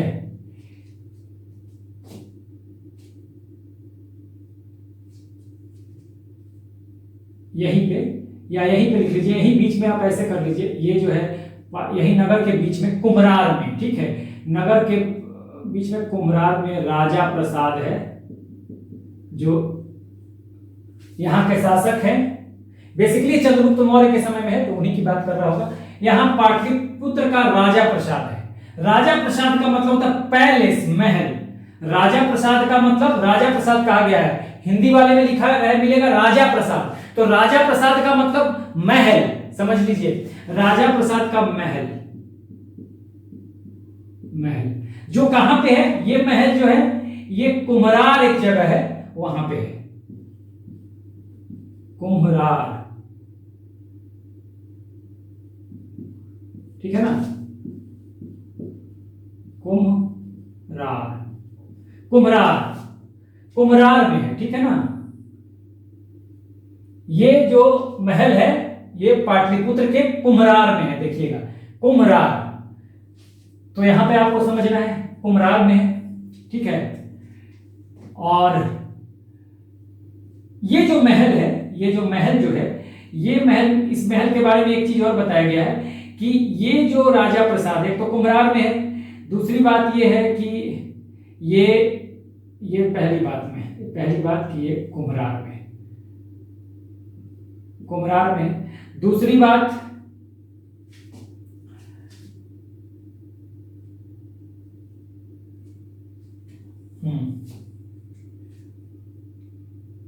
ये कुम्हरार में है, और यहां पर ये जो महल है ये वुडन है, लकड़ी का है,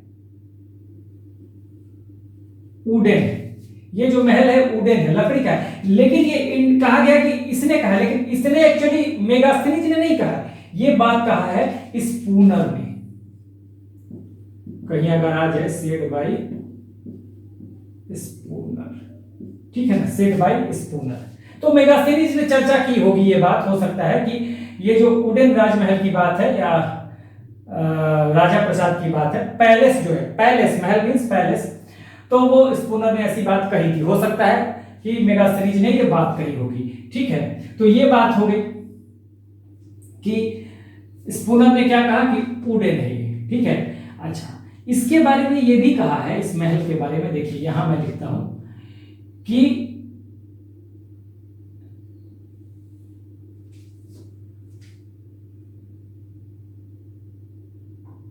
ये तो राजा प्रसाद बहुत विशाल और भव्य तो है ही, हाँ, इसकी जो ग्लोरी है, जो भव्यता है, ठीक है ना, वो जो है ये बेटर देन सूसा एंड एक बतना इन ईरान। देखिए आपको बता देता हूं, इसने ये कहा कि ये जो राजा प्रसाद है, कहा गया इंडिका में, ये जो राजा प्रसाद है, यहां पे मैं लिख देता हूं, देखिए यहां तो हो ही गया, यहां मैं मिटा देता हूं उसको, ठीक है ना, ये मैं मिटा देता हूं, पॉलीग्रोथा,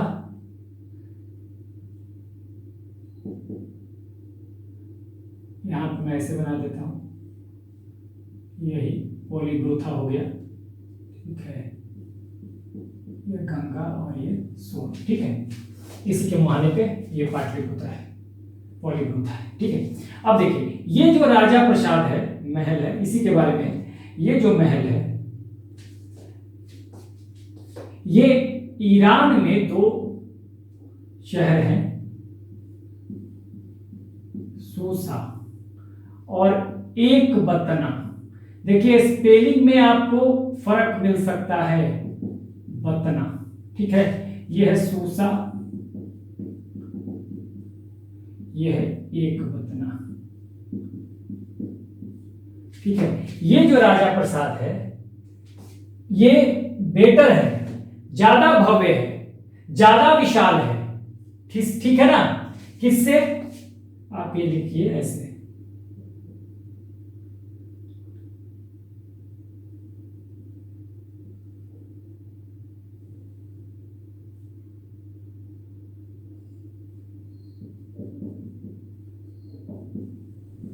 बेटर देन सूसा और एक बतना जो है ये ईरान के शहर है, ईरान के शहर, ठीक है ना।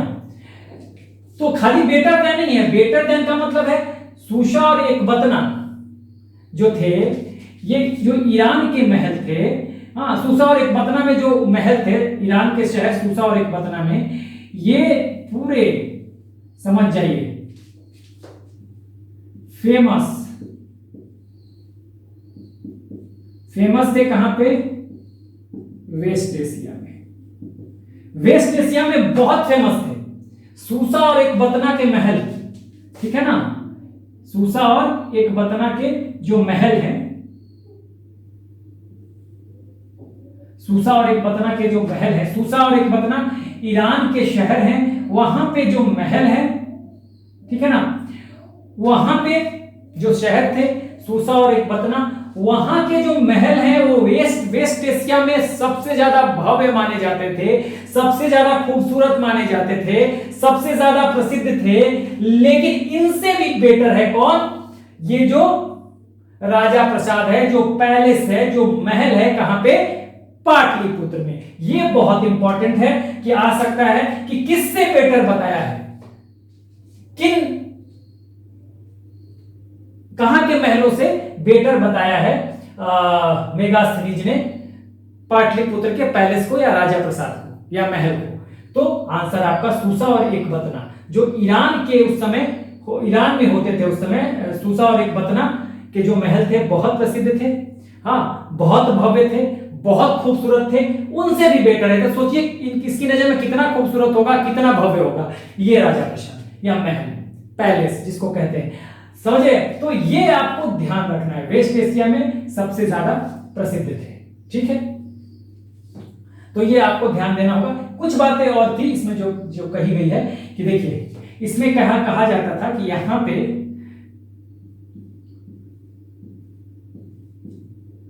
ये बुर्ज कहा जाता है, कहीं मीनार लिखा हुआ मिलेगा, कहीं खिड़की लिखा हुआ मिलेगा, तो विंडो, ठीक है, विंडो जिसको कि बुर्ज भी कहा गया। यहां पे इसमें इसकी संख्या 570 बताई गई है, बुर्ज की या विंडो की, ठीक है। उसके बाद ये यहां पे कुछ डोर मिलेंगे, ठीक है ना, तोरण या डोर कहिए, ठीक है। ये डोर या तोरण जो था, ये देखिए यहां पे ये जो है ना, ये डोर, डोर मतलब तोरण का मतलब दरवाजा, ठीक है। तो डोर जो थे या दरवाजे जो थे, दरवाजा, कहीं कहीं आपको तोरण लिखा हुआ मिलेगा, तोरण का मतलब भी गेटवे होता है, दरवाजा, दरवाजा या तोरण, तोरण। तो इसकी संख्या भी बताई गई है कितनी, 64, 64, ठीक है। मेरे ख्याल से छुपा नहीं होगा, छुपा भी होगा मुझे पता नहीं चल रहा है, कट गया है या ठीक है। डोर जो होंगे जिनको दरवाजा या तोरण कहा जाएगा वो 64 थे, 64। तो ये हमने यहां पर देख लिया। तो यहां पर जो कुल मिला जुला के जो पाटलिपुत्र के बारे में बात कही है, तो हमने ओवरऑल देख लिया कि पाटलिपुत्र के बारे में मेगास्थनीज द्वारा इंडिका में क्या कहा गया है। तो एक बार इसे देखते हैं। सबसे पहली बात जो आपके लिए इंपॉर्टेंट है जानना, ये आ सकता है कि सबसे बड़ी बात कि इसने पाटलिपुत्र को कहा क्या है, तो पोलीग्रोथा कहा। तो आपसे पूछा जाए कि इंडिका में मेगास्थनीज ने पाटलिपुत्र को क्या कहा है, तो पोलीग्रोथा कहा है। इंपॉर्टेंट क्वेश्चन बन सकता है, ठीक है। किन किन नदियों की चर्चा हुई है कि किन किन नदियों के मुहाने पर, हाँ, या कॉन्फ्लुएंस पे जो है ये पोलीग्रोथा जो सिटी है, नगर है, वो बसा हुआ है। तो गंगा और सोन, देखिए इंडिका में गंगा और सोन की चर्चा है, बस ये, और भी नदियां हैं लेकिन ये चर्चा है। अब ये बताया है क्या भाई कि एक पाटलिपुत्र ये नगर है जो कि 16 किलोमीटर इसकी लंबाई है, लेंथ है, ब्रेथ 3 किलोमीटर है। अगर हम स्टेडिया में देखें तो ये 80 स्टेडिया है इसका लेंथ, और ब्रेथ 15 स्टेडिया है, ठीक है ना, 15 स्टेडिया। यानी कि आपको कहते हैं कि 1 किलोमीटर इक्वल टू 5 स्टेडिया, ठीक है ना। तो ये ध्यान देना होगा। अब इसी में ये है आपको ये जो ये वाला, ठीक है ना, ये शहर बसा हुआ है, ये पाटलिपुत्र शहर है, यही पाटलिपुत्र शहर है, ठीक है ना। ये पाटलिपुत्र शहर है और इसकी लंबाई 16 kilometre 80 equal to 80 stadia, and चौड़ाई जो है, ब्रेथ जो है 3 किलोमीटर यानी 15 स्टेडिया है, ठीक है। और ये जो शहर है, ये जो शहर है पाटलिपुत्र नगर है, इसी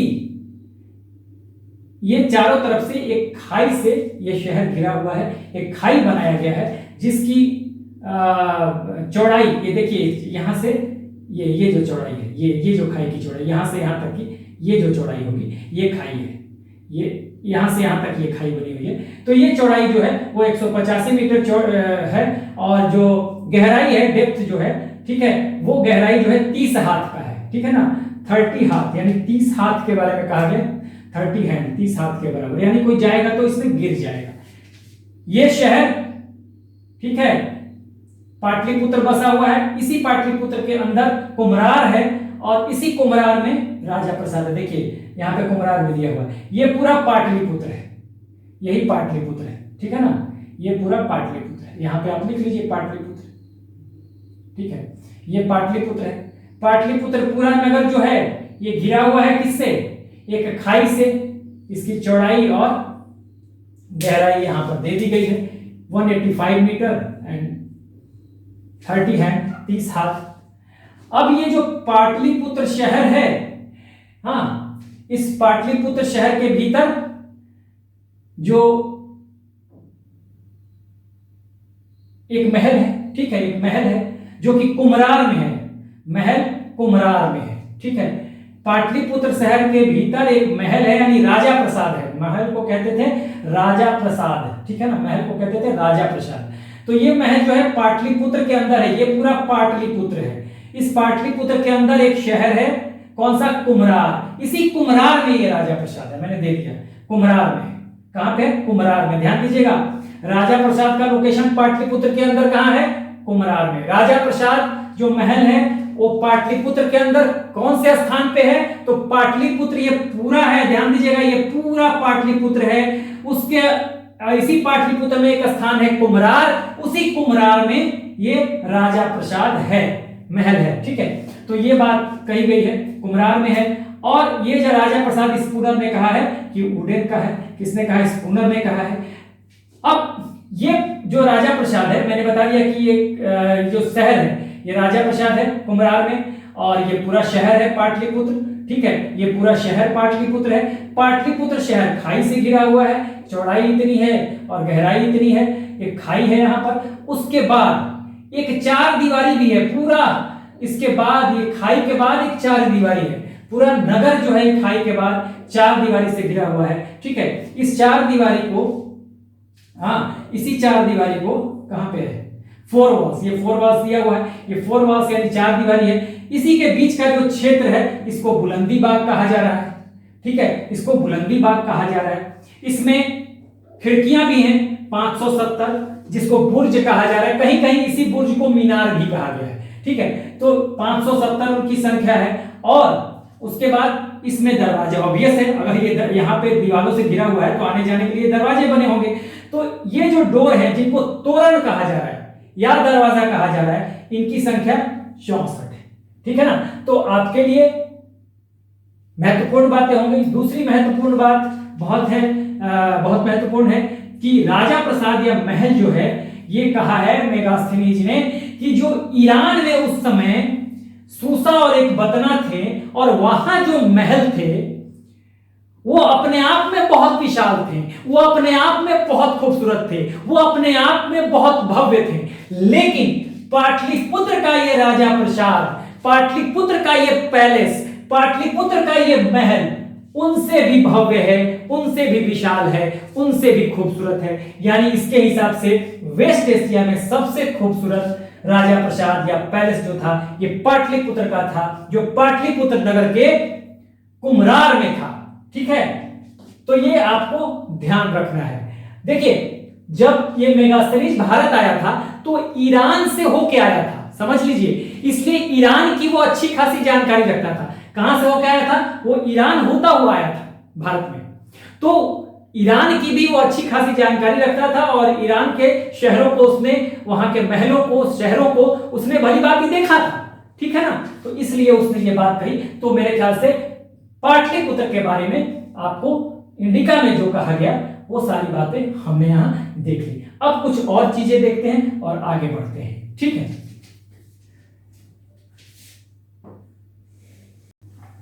आइए अब देखते हैं, इसने नगर प्रशासन के बारे में भी कुछ बात कही, यानी पाटलिपुत्र के प्रशासन के बारे में।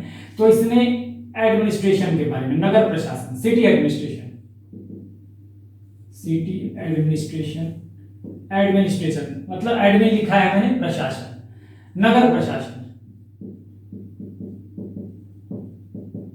नगर प्रशासन।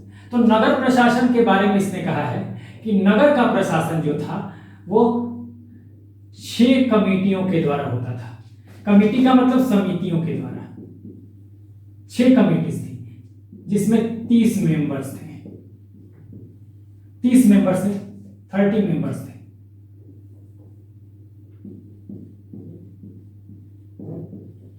30 मेंबर्स थे, ठीक है।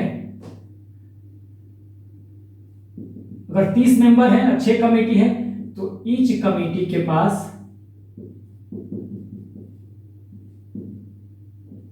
आपको 5 मेंबर्स है, ठीक है, ऐसा था।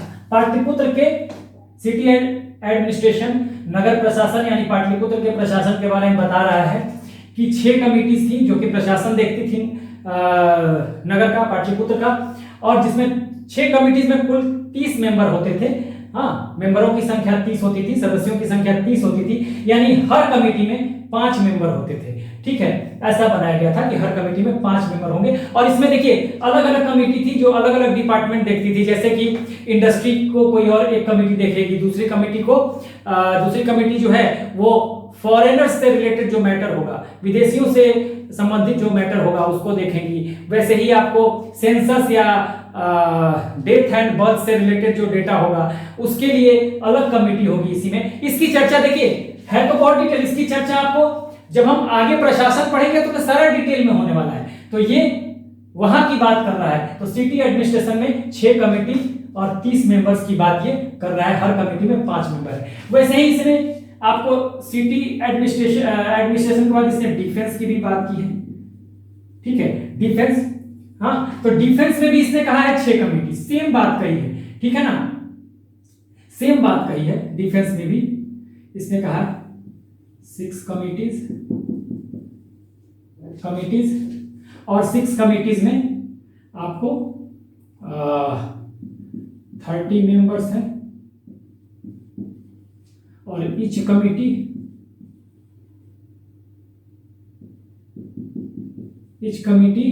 Had 5 members.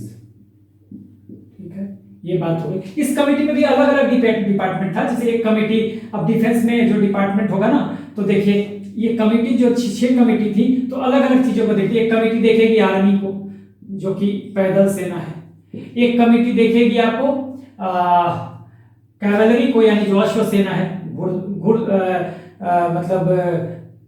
घुड़सवार सेना जो है कैवलरी बोलते हैं। ठीक है, एक हस्ती सेना यानी हाथी की सेना जो होगी, हाथियों की सेना, एलिफेंट से रिलेटेड जो सेना होगी, एलिफेंट आर्मी होगी। इसी तरह से आपको नेवी के लिए एक कमेटी होगी। इसी तरह से आपको नेवी के अलावा आपको रथ सेना भी होती थी, चैरियट।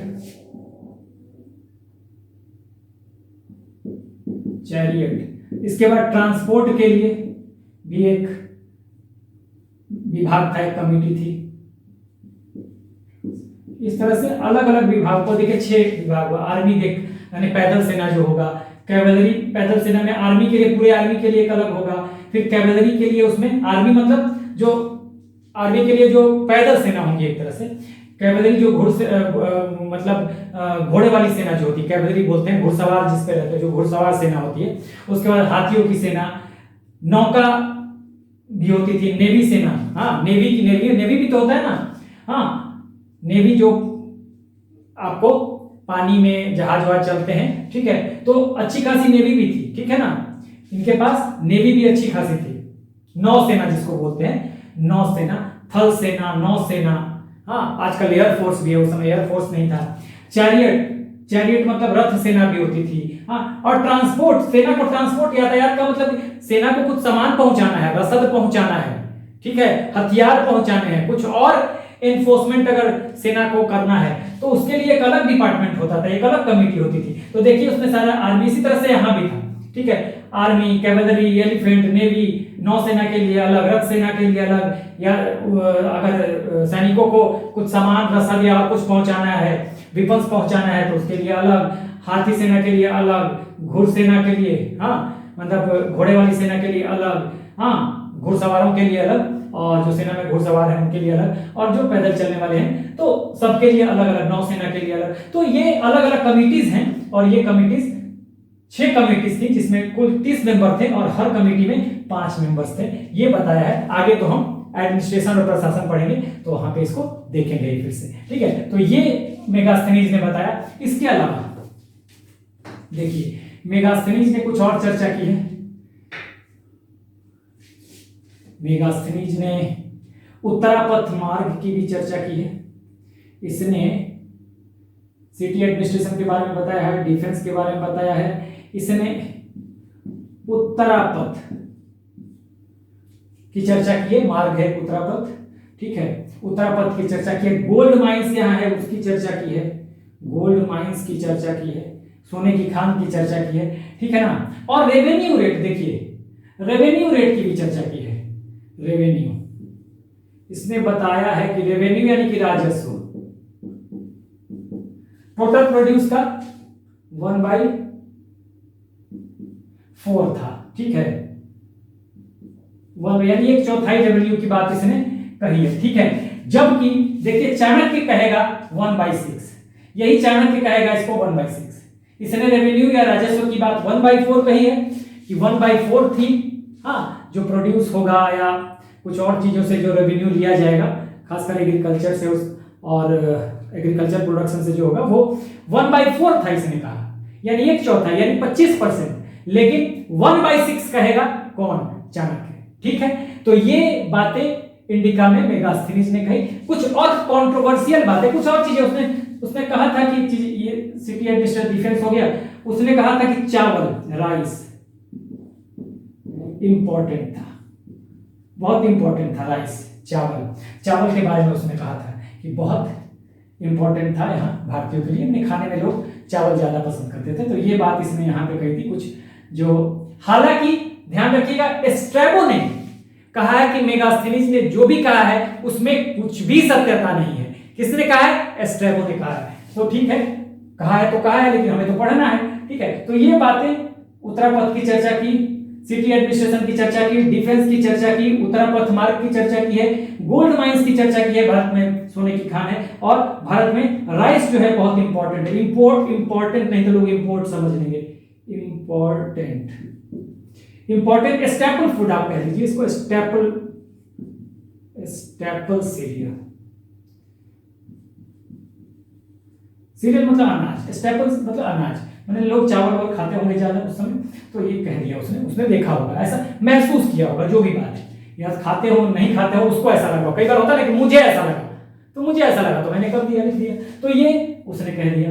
रेवेन्यू 1/4 कहा है उसने, तो 1/4 हालांकि चाणक्य 1/6 कहेगा, कौटिल्य जो है अपने अर्थशास्त्र में। तो ये बातें कुछ थी। अब कुछ कंट्रोवर्शियल चीजें हैं वो भी हम देखते हैं, ठीक है, कंट्रोवर्शियल चीजों को देखते हैं।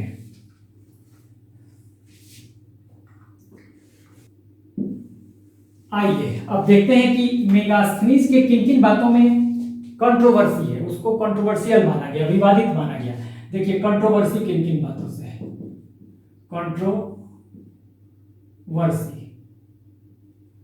कंट्रोवर्सी है कुछ बातों से। जैसे मेगास्थनीज ने क्या कहा? मेगास्थनीज ने कहा कि भारत में नो स्लेव्स नहीं है, यानी कि दास नहीं है, दास प्रथा नहीं है, ठीक है। मेगास्थनीज ने सती की को भी नहीं माना, सती नहीं है। मेगास्थनीज ने कहा कि यहां पे अकाल नहीं आता, फेमीन अकाल या दुर्भिक्ष इसको कहा जाता है, दुर्भिक्ष भी कहा जाता है, ये नहीं आता भारत में। उसने ये भी कहा कि इंडियंस के बारे में उसने कहा कि इंडियंस डोंट नो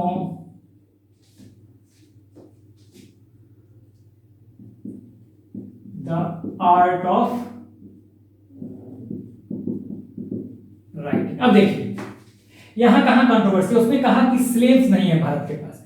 इसका रीजन ये था कि ऐसा नहीं था, एग्रीकल्चर में आप देखेंगे कि स्लेव लगाए गए थे, हाँ, एग्रीकल्चर में स्लेव काम करते थे, हाँ, जो दास थे वो काम करते थे। दिक्कत क्या है कि कहा जाता है कि मेगास्थनीज जो यहाँ आया वो यहाँ की स्थितियों को समझ नहीं पाया। उसने वैसा ही स्लेव देखा जो यूनान में हुआ करता था, उसने अपने यहाँ देखा, वहां के स्लेव को गंदे कपड़ों में, बंद कमरों में, अंधेरे कमरों में रखा जाता था, जंजीरों में जकड़ कर रखा जाता था, अमानवीय व्यवहार किया जाता था उनके साथ। तो उसने वहां के दासों को उस रूप में देखा था। लेकिन हमारे यहाँ देखिए कि आज भी अगर हमारे यहाँ जो घर में हमें सर्व करता है, मेड हो, सर्वेंट हो, आज हम सर्वेंट कहते भी नहीं, वो हमारे त्योहारों में भाग लेता है, हाँ, हम अगर त्योहार आता है हम उसके लिए अच्छे कपड़े बनाते हैं, हाँ, वो घर के सदस्य की तरह रहता है, ठीक है, वो हमारे हर सुख दुख में शामिल होता है, तो बिल्कुल एक सदस्य की तरह रहता है। तो दास तो होता है, लेकिन उससे अमानवीय व्यवहार नहीं किया जाता भारत में। तो दास तो थे, लेकिन वो भारत की व्यवस्था को समझ नहीं पाया कि भारत में दासों के साथ अमानवीय व्यवहार नहीं होता। ठीक है, तो ये बात जो थी वो गलत साबित होती है, डिस्प्यूटेड है थोड़ी सी, हाँ, जो कि कंट्रोवर्शियल है। तो ऐसा नहीं, आज भी हम सर्वेंट रखते हैं तो उसके साथ हम थोड़े मार्केट करते हैं। आज के सर्वेंट जो रहते हैं घर में या मेड जो रहती हैं, उनका बहुत आदर सत्कार होता है। कई घरों में, बड़े बड़े घरानों में पुश्तों से चले आ रहे हैं, और उनके जो बच्चे होते हैं उनको डांटते भी हैं, वो लोग डांटते हैं, पढ़ने के लिए बोलते हैं। आज भी आपके घरों में आप बहुत सारे ऐसे लोग होंगे जो बहुत अच्छे खानदान से बिलोंग करते होंगे, मतलब बहुत रईस खानदान से, हाँ, अब पुराने खानदान से बिलोंग करते होंगे। तो उसमें बहुत सारे लोग होते हैं कि जो घर के बुजुर्ग जो हमारे यहाँ जो हमें सर्व करने वाले होते हैं, वो डांटते भी हैं, पढ़ने के लिए भी बोलेंगे, ठीक है, आपको गाइड भी करेंगे और आप लोग भी सलाह लेते हैं। तो ये हमारे यहाँ की व्यवस्था कुछ अलग है। हमारे यहाँ हम सेवा करने वाले लोग जो हमें हमें अपना सर्विस देते हैं घरों में भी, हाँ, उनसे भी हम अमानवीय व्यवहार नहीं करते। ये और उनके कुछ अधिकार भी होते हैं, ठीक है ना, बहुत खुश रहते हैं। तो इसलिए ये बात डिस्प्यूटेड हो जाती है। सती की बात भी उसने कहा नहीं है, लेकिन ऐसी बात नहीं है। सती हमारे यहाँ देखें कि सती की परंपरा थी या नहीं थी, हाँ, उस समय मौर्यंस के समय तो बिल्कुल नहीं थी, ऐसा नहीं माना जा सकता, क्योंकि हमारे यहाँ सती की परंपरा रही है। जौहर परंपरा, सती परंपरा, ये सब रही है हमारे यहाँ, ठीक है, पहले से। तो क्योंकि आपको इसमें भी आप देखेंगे पहले तो सिंधु घाटी सभ्यता में भी कुछ ऐसे एविडेंसेस मिले हैं जिससे लगता है कि सती था उस समय। तो इस बारे में बिल्कुल कहा नहीं जा सकता। हो सकता है उसने इस तरह की चीजें नहीं देखी हो तो उसने वो बातें लिख दी। उसने कहा अकाल नहीं पड़ता है। अब देखिए, अकाल नहीं पड़ता। अब अकाल की जहां तक एक कंट्रोवर्शियल बात तो वो हो गई कि यहाँ पे कंट्रोवर्सी हो गई चाणक्य के साथ, जो मैंने बताया कि रेवेन्यू की बात, खैर वो छोटी मोटी बातें हैं, हाँ, उसने कहीं देखा होगा किसी खास एरिया में हो सकता है, हाँ, जनरल बातें उसने नहीं की होगी, किसी खास एरिया के आधार पे कह दिया होगा। ये भी सती के साथ यही बात हुई होगी। फेमिन अकाल की बात वो कहता है कि नहीं था अकाल। अब देखिए, जो मैंने कहा कि जब हम पढ़ेंगे पुरातात्विक स्रोत या सोर्स, आर्कियोलॉजिकल सोर्स, वहां हम सहगौरा कॉपर प्लेट की बात करेंगे, या महास्थान जो बोगरा डिस्ट्रिक्ट बांग्लादेश में, वहां के अभिलेख की बात करेंगे। उसमें फैमिन की ही चर्चा है कि अकाल के समय लोगों को राजकीय अन्नागारों से, हाँ, जो गवर्नमेंट की ग्रैनरी है, वहां से अनाज निकाल कर बांटे गए थे। तो ये बात भी गलत साबित होती है कि फैमिन नहीं आता था, इम्पॉसिबल है। हाँ, हो सकता है उसका अनुभव ना रहा हो, ठीक है। Indians don't know the art of writing, लेखन कला से परिचित नहीं थे। हाँ हाँ, इंडियन लेखन कला से परिचित नहीं थे, इसने कहा मेगास्थनीज ने। अब ये भी कंट्रोवर्शियल है क्योंकि सिकंदर के साथ आया था नियार्कस ने कहा था कि भारतीय जो है वो कपड़ों पे लिखा करते थे, ठीक है ना, भारतीय जो हैं वो कपड़ों पे लिखा करते थे। सिकंदर 326 बीसी में, 326 बीसी में आया था। मेगास्थनीज उसके बाद आता है 304 बीसी में, और उसी समय नियार्कस कह के गया था कि भारतीय जो हैं, नियार्कस ने कहा था कि कपड़ों पे लिखते थे। तो लेखन कला से परिचित नहीं है, ये बात भी गले से नहीं उतरती। देखिए, बहुत सारी बातें जो मैं बता रहा हूं आपके राइटिंग में भी बहुत हेल्प करेगा। आप जब क्वेश्चन लिखेंगे तो राइटिंग में भी हेल्प करेगा। तो नियार्कस ने जो कहा, नियार्कस ने जो कहा वो इस बातों का खंडन करता है कि जो मेगास्थनीज कह रहा है लेखन कला के बारे में, तो वो गलत कह रहा है। तो यहां आप एग्जाम्पल दे सकते हैं, बट नियार्कस ऐसे लिखेंगे, ये नियार्कस had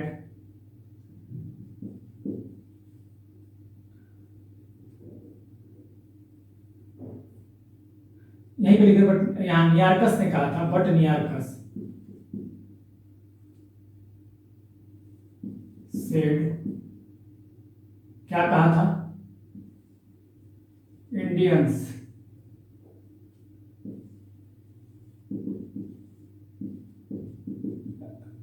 राइट ऑन क्लोथ, ठीक है ना, कपड़ों पे लिखा करते थे, क्लोथ पे लिखा करते थे, ठीक है ना। तो ये टोटली अपोजिट व्यू है। नियार्कस का आप दे सकते हैं, but Nearchus said Indians write on cloth, कपड़े पे लिखते हैं, ठीक है ना। तो ये आप लिख सकते हैं। तो यहां पे ये मेगास्थनीज कहेगा इंडियंस के बारे में कि they don't know the art of writing, लेकिन नियार्कस जो उसके पहले आया था सिकंदर के समय, सिकंदर ने जब आक्रमण किया था, उसने कहा था कि भारतीय लिखते थे किस पे, कपड़ों पे। हिंदी में लिखते थे, हिंदी में लिख देता हूं इसे, ठीक है, ये हिंदी में लिख देता हूं, आप अपने हिसाब से कर लीजिए, ज्यादा अच्छा रहेगा। यहां पे यहीं पे लिखता हूं, लेकिन सिकंदर के साथ आने वाले नियार्कस ने कहा था कि भारतीय कपड़ों पर लिखते हैं, ठीक है, भारतीय कपड़ों पे लिखते हैं। तो एक तो ये बात हो गई। एक और बड़ी कंट्रोवर्शियल बात उसने कही थी कास्ट को लेके, उसने 7 कास्ट बताए थे, 7। कौन कौन से थे जरा देख लीजिए आप। उसने कास्ट के बारे में क्या कहा था, कास्ट यहां पे 7 हैं। कौन कौन से, दार्शनिक, दार्शनिक को आप हिंदी में कहेंगे फिलोसोफर, देख लीजिए कहां कंट्रोवर्सी है। दूसरा किसान, फिलोसोफर फार्मर। तीसरा कारीगर या शिल्पी, शिल्पी, कारीगर या शिल्पी, इसको आप अंग्रेजी में लिख सकते हैं आर्टिशन और क्राफ्ट्समैन। कारीगर और शिल्पी को आर्टिशन और क्राफ्ट्समैन, ठीक है ना, ये लिख सकते हैं। अंग्रेजी में बताते चलता हूं जिसको अंग्रेजी में लिखना होगा, ठीक है। उसके बाद निरीक्षक, इसको आप एसेसर बोल सकते हैं, एसेसर, ठीक है, एसेसर्स, एसेसर्स, एसेसर्स, ठीक है, निरीक्षक। 5वें में इसने कहा था सैनिक यानी वॉरियर या सोल्जर, जो भी लिखे, वॉरियर, सैनिक लिखता हूं मैं, वॉरियर, सैनिक।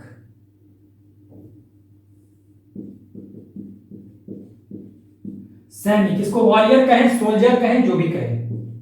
6ठे में उसने क्या कहा, 6ठे में उसने कहा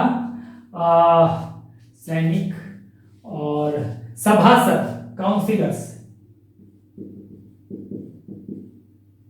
सभासद, काउंसिलर्स, ठीक है। और 7वें में उसने कहा हर्डर्स, आप कहें चरवाहा, चरवाहा। देखिए अलग अलग नाम मिल सकते हैं इसमें, चरवाहा कहेगा या कहेगा ग्वाला कहेगा या कहेगा अहीर कहेगा, अहीर ग्वाला ही होता है, इसलिए मैं सारी चीजें लिख दे रहा हूं यहाँ पर। अहीर होगा, ग्वाला होगा, ठीक है, ये होगा आपको।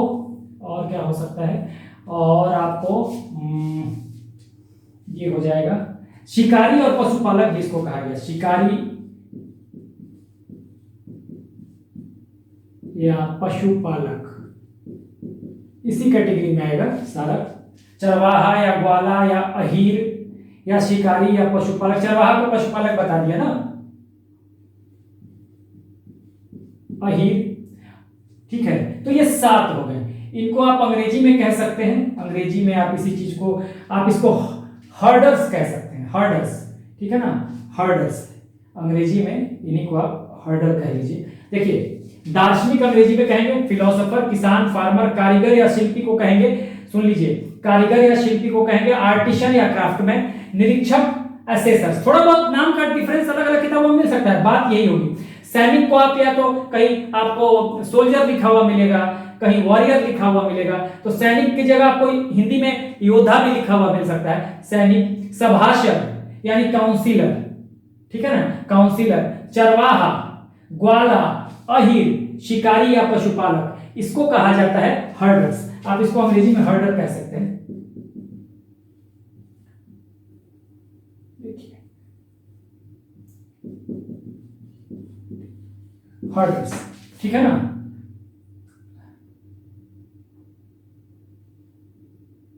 चरवाहा, अहीर। देखिए तो उसने ये 7 जातियां बताई, किसने?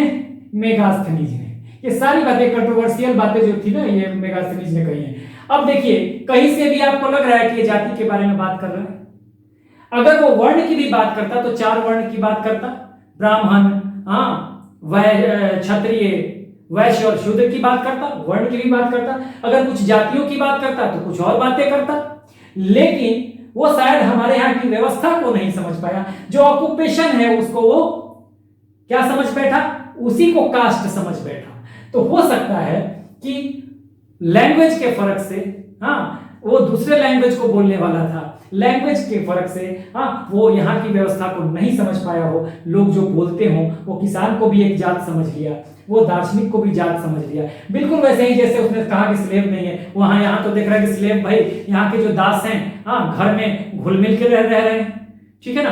तो बिल्कुल, और वहां के दास जो थे वो जंजीरों में जकड़ के रखे जाते थे, गंदे मैले कुचैले कपड़े पहनते थे, ठीक है, वो बंद कमरे में, अंधेरे कमरे में रखे जाते थे, तो उनके साथ अमानवीय व्यवहार होता था। लेकिन हमारे यहाँ की बात अलग थी। उसी तरह से इसने जो ये कास्ट सिस्टम की बात कही, ये बिल्कुल डिफरेंट है। ये कास्ट सिस्टम हमारे यहाँ कास्ट तो ये हो ही नहीं सकता, इसलिए इस बात को भी कंट्रोवर्शियल, जो डिस्प्यूटेड बातें हैं, ये कंट्रोवर्शियल बातें यहाँ से निकल के आती हैं। कुछ बातें हैं जो कंट्रोवर्शियल है, हाँ, स्लैब सिस्टम के बारे में, सती, फेमिन, हाँ, इंडियंस जो है वो राइटिंग नहीं जानते थे, हाँ, और इंडियंस और भारत में किस तरह के, कितने तरह के कास्ट थे यानी जातियां थी, तो 7 तरह की जातियां उसने यही बताया है। तो ये भी बातें कुछ गले नहीं उतरती, ठीक है। तो ये बात हो गई। एक चीज जो है धर्म के बारे में उसने बताया है, रिलीजन से रिलेटेड, उसको भी देख लिया जाए, ठीक है। तो इसको आप ले सकते हैं स्क्रीनशॉट, ठीक है। अब इसमें ऑब्जेक्टिव बन सकता है कि क्या क्या बातें कही हैं, ठीक है। अब इसमें 4 ऑप्शन दे देगा कि किसको नहीं रखा है उसने कास्ट में। अब उसमें इन चारों को दे देगा, 3 को दे देगा कोई ऑप्शन, एक दे देगा क्या? ब्राह्मण। तो ब्राह्मण को उसने जाति नहीं माना है, ठीक है ना, उसने ऑक्यूपेशन को माना है। इस तरह से सवाल बन सकता है, ठीक है। यहां से सवाल बन सकता है, यहां से सवाल बन सकता है, ठीक है ना। तो ये सवाल कई तरह से बन सकता है यहां पर, तो आपको ध्यान देना होगा। हाँ, अब दे देगा ऑप्शन बनाकर कि आपको बताइए कि कौन सा ऑप्शन जो है वो सही है या गलत है। हाँ, वैसा दे देगा भाई उसने दार्शनिक को एक कास्ट माना है, हाँ, उसने किसानों को एक कास्ट माना है, उसने भारत में कहा है कि भारत में दास व्यवस्था थी, ये स्टेटमेंट यहां गलत हो जाएगा। उसने कहा कि भारत में दास व्यवस्था थी ही नहीं, तो स्टेटमेंट अगर करेक्ट स्टेटमेंट चुनने के लिए देता है तो ये स्टेटमेंट गलत हो जाएगा वहां पे, क्योंकि मेगास्थनीज ने तो कहा है कि भारत में दास व्यवस्था स्लेव सिस्टम था ही नहीं, और स्टेटमेंट दे रहा है कि मेगास्थनीज ने कहा कि भारत में, या मेगास्थनीज के अनुसार, हाँ, या अंग्रेजी में देगा कि अकॉर्डिंग टू मेगास्थनीज, हाँ, there was slave system in India. तो आपको देना पड़ेगा कि नहीं, मेगास्थनीज ने तो कहा कि स्लेव सिस्टम था ही नहीं। तो इस तरह से क्वेश्चन बन सकता है, आप स्क्रीनशॉट ले सकते हैं। अब थोड़ा सा 2 बातें रिवीजन के बारे में बतानी है, उसके बाद वीडियो खत्म हो जाएगा, तो आप स्क्रीनशॉट ले लें।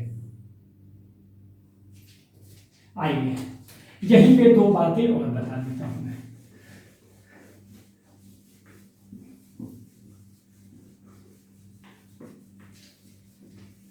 देखिए मेगास्थनीज ने रिलीजन के बारे में जो कहा, देखिए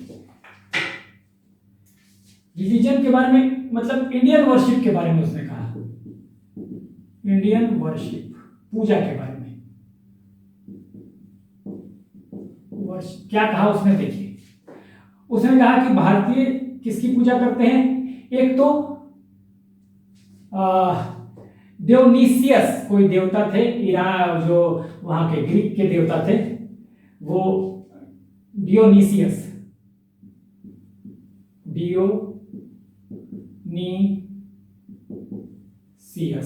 ठीक है,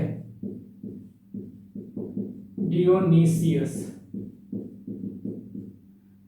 और दूसरा देवता जो है वो है हेराक्लीज।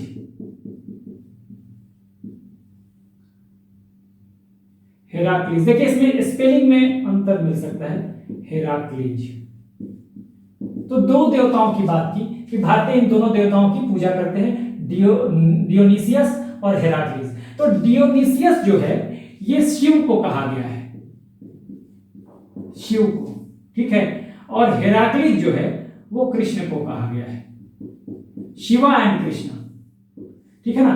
तो हो सकता है कि वो तुलना कर रहे हो, वहां के जो डियोनीसियस जो देवता होंगे वो शिव की तरह होंगे, और यहाँ पर हेराक्लीज जो होंगे जो ग्रीस में वो कृष्ण की तरह होंगे। तो इस तरह से वो तुलना कर रहा होगा। तो यहाँ पर सवाल बनता है कि उसने जो वर्शिप की बात कही है, किन दो देवताओं के वर्शिप की बात कही है। चार देवता आपको दे देगा ऑप्शन में, उसमें एक शिव दे देगा, किसकी बात कही गई, तो शिव की कही गई है। या किन किन की नहीं कही गई या किन किन की कही गई है, तो दो ऑप्शन दे देगा आपको। मान लीजिए कि आपको दे दिया कि दुर्गा, काली, शिव एंड कृष्ण, ऐसे करके चार ऑप्शन बनाए तो आपका शिव एंड कृष्ण सही हो जाएगा। तो इस तरह से आपको ये देवताओं के बारे में भी याद रखनी है कि उसने इंडियन वर्शिप के बारे में क्या कहा, कि भारतीय जो है वो डियोनीसियस की पूजा करते हैं और हेराक्लीस की पूजा करते हैं। तो यानी कि ये शिव की पूजा करते हैं और यानी कि ये कृष्ण की पूजा करते हैं, ठीक है ना। तो ये दोनों बातें आपको ध्यान रखनी पड़ेगी, शिव और कृष्ण। शिव किसके लिए इस्तेमाल हुआ, डियोनीसियस के लिए, हाँ ठीक है। कृष्ण किसके लिए इस्तेमाल हुआ, हेराक्लीस के लिए। वैसे ही यहाँ पर जाति व्यवस्था को आप जरूर देख लीजिएगा, ठीक है। तो इस तरह से हमने मेगास्थनीज के इंडिका को बहुत ही डिटेल में खत्म किया। हालांकि अभी और जानकारियां आएंगी जब हम आगे अप्रोच करेंगे, मौर्यन डायनेस्टी में आगे पढ़ेंगे, तो अभी और जानकारियां मेगास्थनीज के बारे में भी आने वाली है। और अगले वीडियो में तो हम कौटिल्य के अर्थशास्त्र को पढ़ ही रहे हैं, ठीक है। तो this is the end of the video. Do like, share and subscribe. Take care, keep smiling.